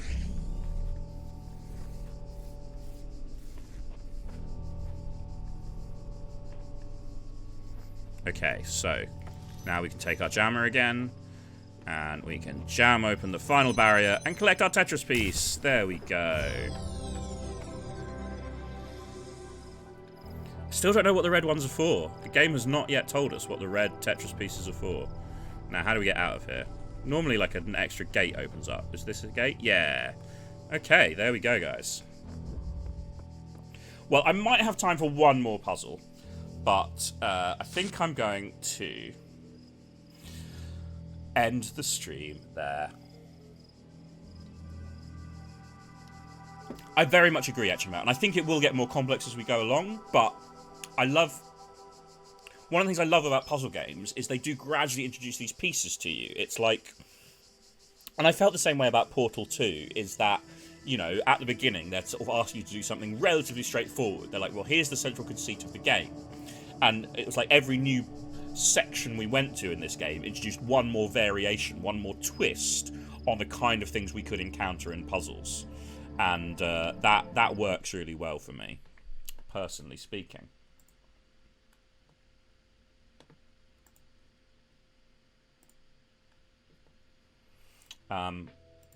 Yeah, it's just it's a style of game and a type of game that I really enjoy. You know, I enjoy applying logic. I don't have to rush things. I mean, as you saw, I even died several times in that game, and it just doesn't matter. Like games that sort of, you know, where I feel like I'm losing. I mean, games haven't forced you to lose progress when you died for a long, long time. Nearly all modern games do that, but I just never felt like it was a big deal. Because I can recreate the steps to where I got to, and it's not like, oh, I have to do better to not die next time. It's, oh, I have to make a different decision to not die next time. Whereas in like a, you know, in a game where you're fighting enemies, like if you die, well, it may mean that you did all the right things, you just didn't do them well enough. And I much prefer it when it's about what decisions I'm making than what level of skill I'm applying to an action. Is that a useful distinction to people? That's a useful distinction to me. I definitely find it useful. I missed a couple of subs. Oh my god, I missed a couple of subs. Ex Libris Crow, thank you for gifting a sub. And Lord Bless This Jess, thank you so much for subscribing. Apologies, guys. I should have caught them as they happened. That is naughty of me.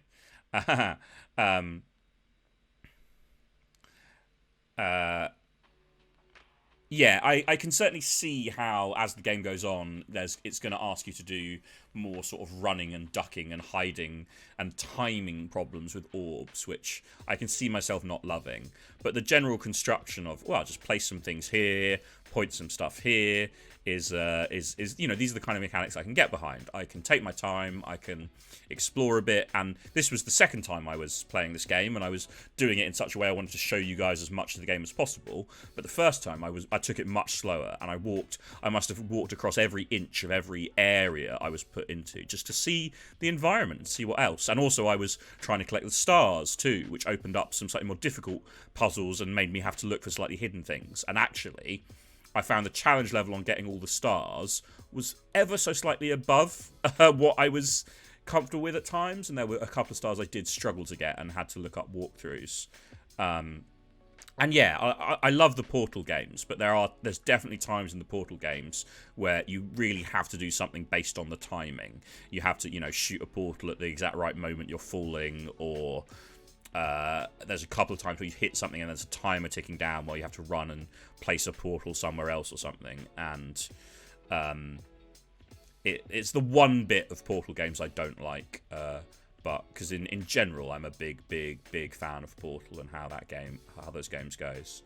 But you can see the Talos Principle is huge. There's so many puzzles again, and we did not engage very strongly with the story, and that was a decision I made for this demonstration on stream. But if you were picking this game up and playing it, you could absolutely make a different decision. You could engage more than I did, or even less than I did. I know that as I said, the writing in this game is definitely irritating to some people, but I don't mind it. It's a tiny bit there, but it's mostly okay for me.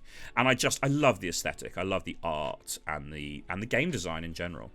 So that was a puzzle game, and yeah, I would encourage people to do the same thing. If you're playing a puzzle game, don't be afraid to check a walkthrough. It's so hard sometimes when you've just missed something and your brain has just, skated over one detail. And it didn't happen to me today, but it's definitely happened before. Or when I've been playing puzzle games, there's just one interaction you missed or one detail your brain sort of skated over. It can make a puzzle completely impossible. And there's no worse experience than just being like, well, I feel like I've done everything and none of the things I've done have worked.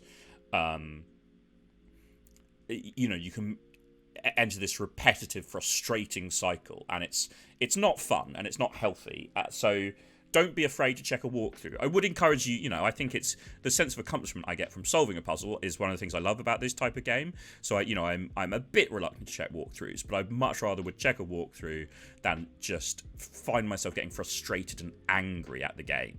Like, it's definitely, so don't be afraid of that. And everyone has a different level. Some people will get frustrated much more easily, so that's fine. And some people might be, even more chill than I am, and you'll be able to just kind of just play around with it. So it's the kind of one. Oh, that's interesting. Yeah, some incremental hint guides. That's pretty nice as a way to sort of maybe help you out without just straight up explaining it. I haven't seen that kind of thing before, but it doesn't surprise me that it exists for this sort of game. So that's really good. Thank you, IRQ Conflict, for mentioning that. So don't be afraid to check walkthroughs. Don't feel like you're failing. It's just there's so many puzzles in the game, and it's for you to engage with as you choose. And you should never. The whole point of a game is fun.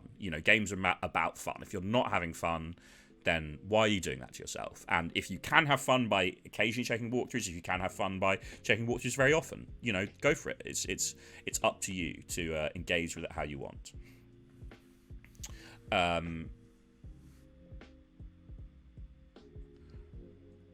What else? I was going to say something else. I've already forgotten. Damn it.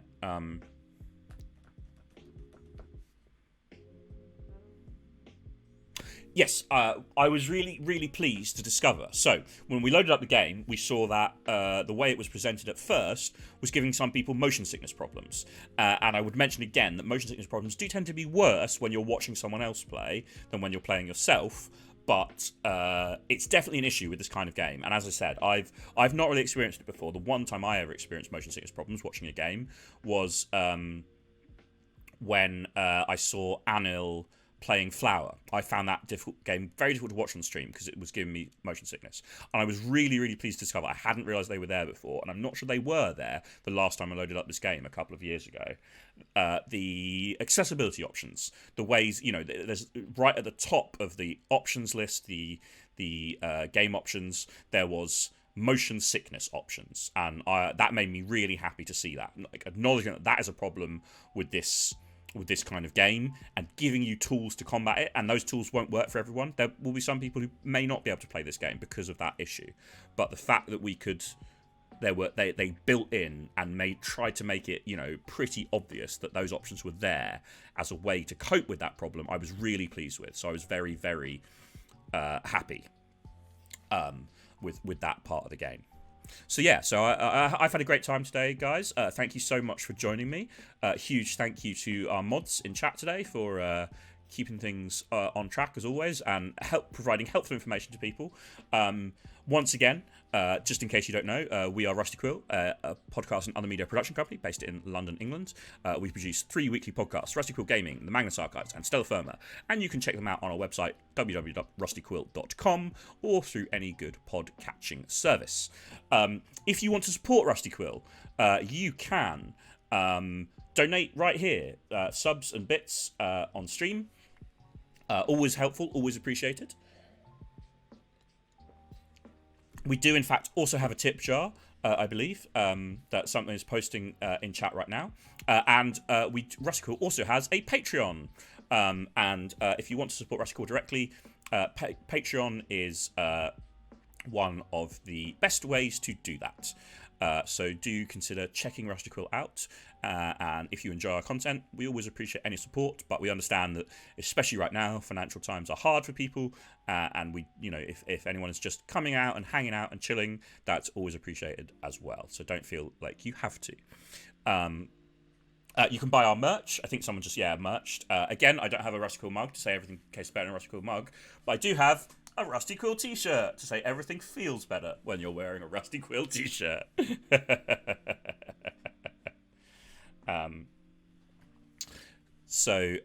What else do I have to plug? Anil's in chat. Anil, be my Yoda.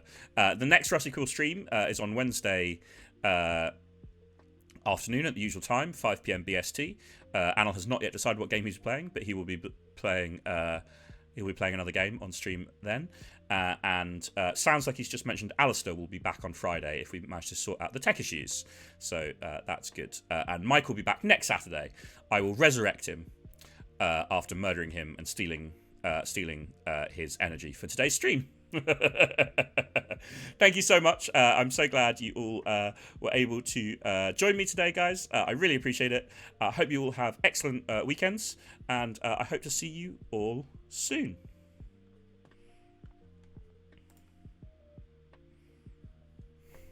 Bye.